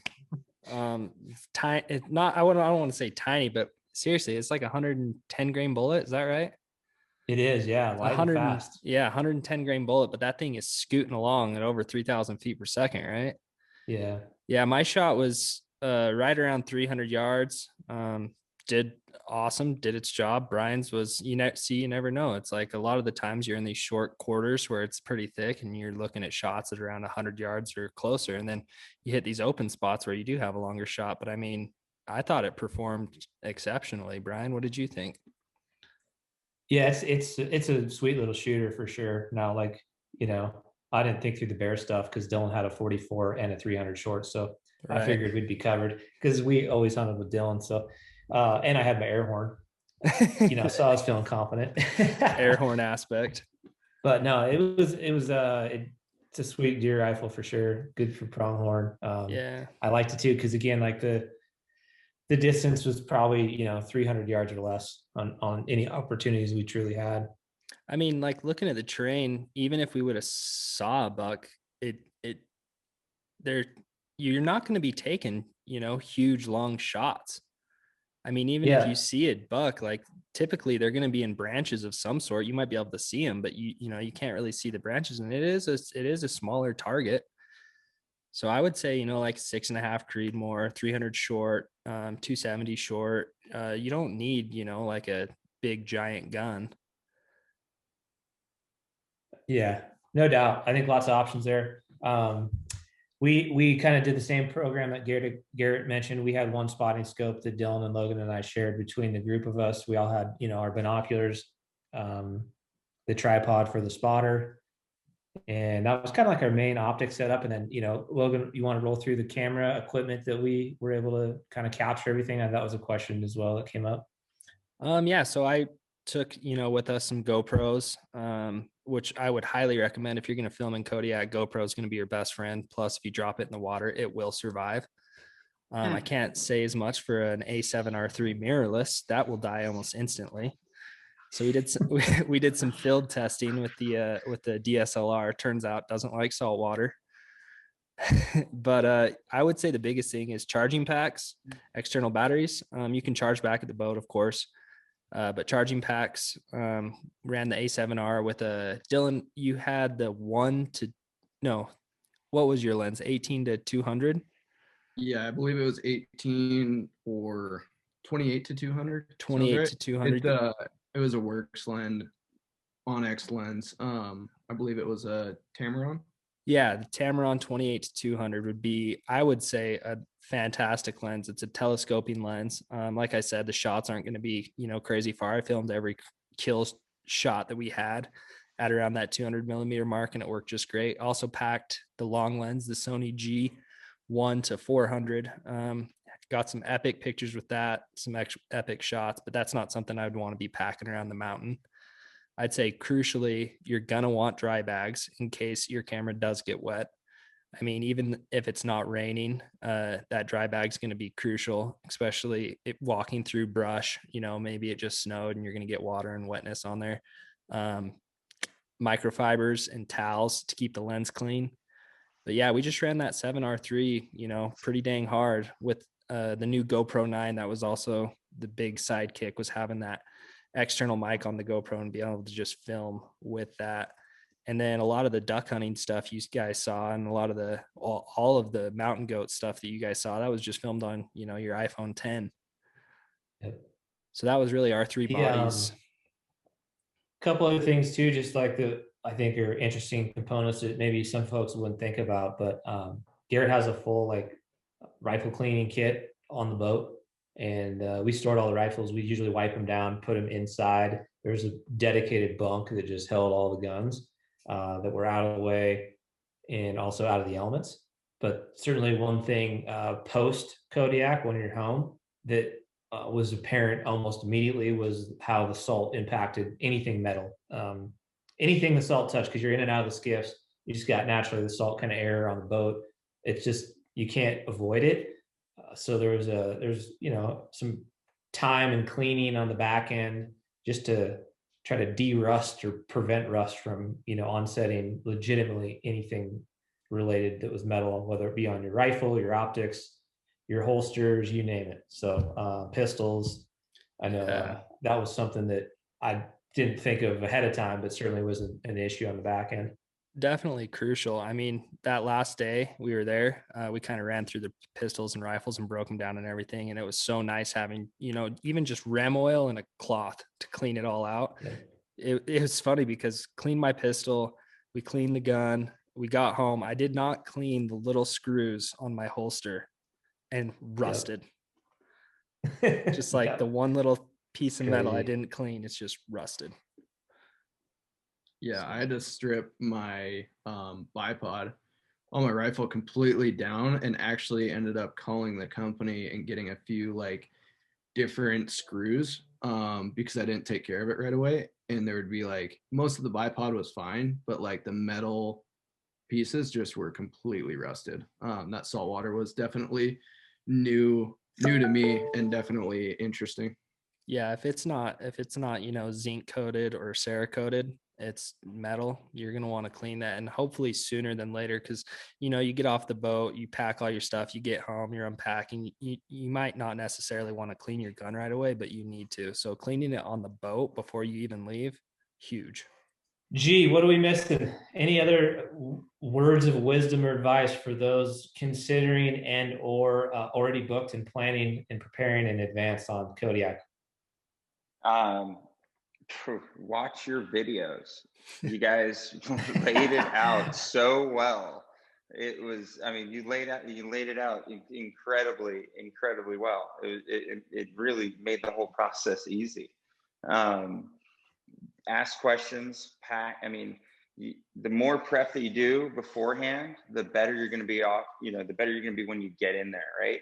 And for a lot of people that have never done a DIY hunt, the best words if I can plant this in your head now is, the same as any hunt, you get what you put into it, especially when it comes to Kodiak on a DIY transport hunt.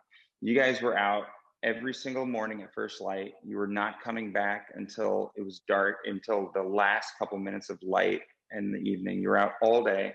That's a big attributing factor to your success rate. We hunted an entire week with what you guys didn't know, but it was 30 to 35 knots and 12-foot seas over most of the island that entire week. We were hiding in this tiny little keyhole in some really thick brush, because those were our only options. And it was considered some of the tougher stuff that, some of the tougher areas of the island to hunt. And you guys were incredibly successful in what would be regarded as, thicker country. There's much worse country, but you can't really even hunt that. You guys pulled a rabbit out of a hat on tough conditions, and it was because of the effort that you put into it. And then you did it the next day, and then you kept doing it, and then it was the end of the week, and it was an awesome time. Big on the prep, really big on the prep. And you don't know that you need only like one set of pants and one set of boots until you've done it, right? Until you've like gone up the hill a couple times, and then been able to get back home. You're like, man, I didn't pull out my gun once. Maybe next time I just bring that 300 short. Or it felt really good because I could keep my gun in a nice slicker on the back, in a solo hunter pack, keep it nice and protected, and I'll just use my pistol the entire time. Just those little things. That's it, man. You guys, I mean, just go watch the videos, because for me, I've seen a lot of people hit the mountain, and you guys hit the mountain the right way, and it showed. So credit to you. And yeah, that's what I got. Appreciate that, man. Dylan, closing thoughts, suggestions, ideas, recommendations. Yeah, one gear suggestion just kind of popped into my mind. One thing was crucial. I always carry a tripod just for glassing. Even if I don't have a spotter, I really like putting my binos on a tripod for glassing or for photos. But and there's several different people, companies, places out there that make these. BogPod has one, but I have one. It's basically a gun saddle that goes into my tripod. The level and the height of the brush and everything in Kodiak is unbelievable. If you're not like on the beach, you're going to have a very hard time shooting from like a bipod or prone position or even sitting. There's areas where, we would be glassing and then sit down, and even with a pack, throwing your rifle up on a pack, you still don't have enough elevation to make a shot. So one thing that came in clutch was the tripod with some sort of shooting saddle. I shot one of my bucks with that, and I believe we used it a few other times just to get elevation. Like there was times where we'd be standing, because if you sit down, you can't see to glass. So we'd be standing in super tall brush, set up the tripod. And that's the other thing too, is if we were in an area that we could shoot from, we just basically got ready to shoot, because you don't have a lot of time. So I would set up the tripod, get the rifle kind of locked in on it, and then glass, just so if a buck were to step out, you know, we're not messing around trying to get set up for a shot. It's like, there it is, get on the gun and shoot. So that was one piece of equipment that I kind of forgot about that was super handy, is some sort of apparatus so you can shoot standing up. But I mean, outside of that, yeah, I think like Garrett said, if you watch the videos, you're going to see, you know, the gear that we used on a regular basis. I ended up pretty much hunting in the First Lite rain pants almost every day. And yeah, it was an awesome trip. I mean, I can't wait till I can get back up and do it again, hopefully with this crew at some point. And like I said in the beginning, you know, going into this hunt, I thought I would check off blacktail on Kodiak Island and be like, hey, next time I go to Alaska, I want to do something else. And after it, you know, I would go back and do this trip every single year. So it was super awesome. The company, the camaraderie, the boat, the setup, everything was top notch. So hopefully, fingers crossed, we get to do it again in the near future. Logie Bear. You guys, if you're listening to this podcast or watching the podcast on our channel and you wanted to do Alaska, do it. It's an awesome trip. You will not regret it. And if you can, get some fishing in and get the blacktail hunting done. If you've never been to Alaska before, we've said this, but it's a great foot in the door to get your feet wet and to kind of understand the programming of getting gear, getting logistics all mapped out. Get some of your buddies, and if you're going to book it with Garrett and Brando.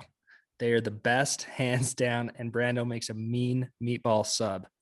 So make sure to look forward to that. But no, you guys, you've been thinking about doing it. It's definitely an affordable way to do Alaska, and you get to do a lot of Alaska things. You get to perhaps see a bear, you know, get your boots on the ground, hike around in the landscape. The fishing is phenomenal.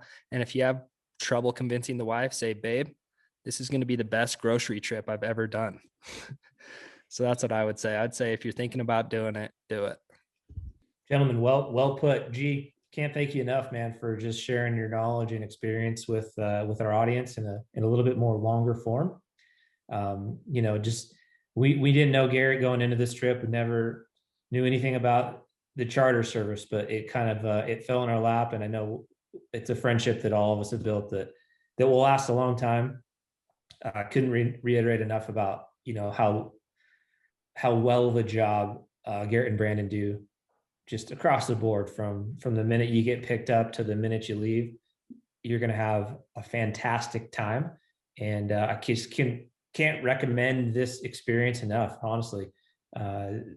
There's just, I'm with Dylan. I would go back every single year for sure. Not even a question. It's that much fun. It's that enjoyable. The boat is something special. It's unique. It's different that we don't get a chance to do, but you just, you know, you truly can't beat it, man. So G, thank you for everything, buddy. Looking forward to the next time we can share some time in the woods. If you are looking to learn more about a hunt like this or book a trip with Garrett, we'll leave his information on the description box in the video and try to tag it in the description of the podcast. But the Ninilchik Charters is who Garrett is currently working for, and you can find more information certainly on their website as well. But dude, it's been fun, buddy. Thank you so much for everything. Brian, no, appreciate it. All you guys, it's kind of awesome getting together and seeing face, you know, especially right now. This is, the Kodiak was a total treat this year. We didn't know if it was going to happen or not with COVID. You know, the fact that we were able to make a season work, and the fact I got to run into you guys was a total blessing. It was a great time. Brandon and I personally had a great experience. And to speak on that, you know, there's a lot of awesome transporters out there. And the ones that are on Kodiak are generally all top notch. Anyone you go with, you're going to have a pretty awesome time. I'm really lucky through mutual friends that we were able to meet, and that couldn't have worked out any better. it was a total blessing. So appreciate you guys very much. And thank you. Also, can we get a t-shirt for Logie that says Alaska things with like Big I fan. like where your head's at. Big fan of Alaska things, T. Just putting that out there. Not that anyone needs to flood the comments with some idea concepts. No, appreciate you guys very Logan, much. tee it up, bro. Thanks for Kodiak watching, merch everybody. coming up. We're gonna have a merch Yeah. line dropping soon. Ooh. Yeah, thanks guys. Appreciate your time. We'll catch you on the next podcast. Awesome. Thank you guys.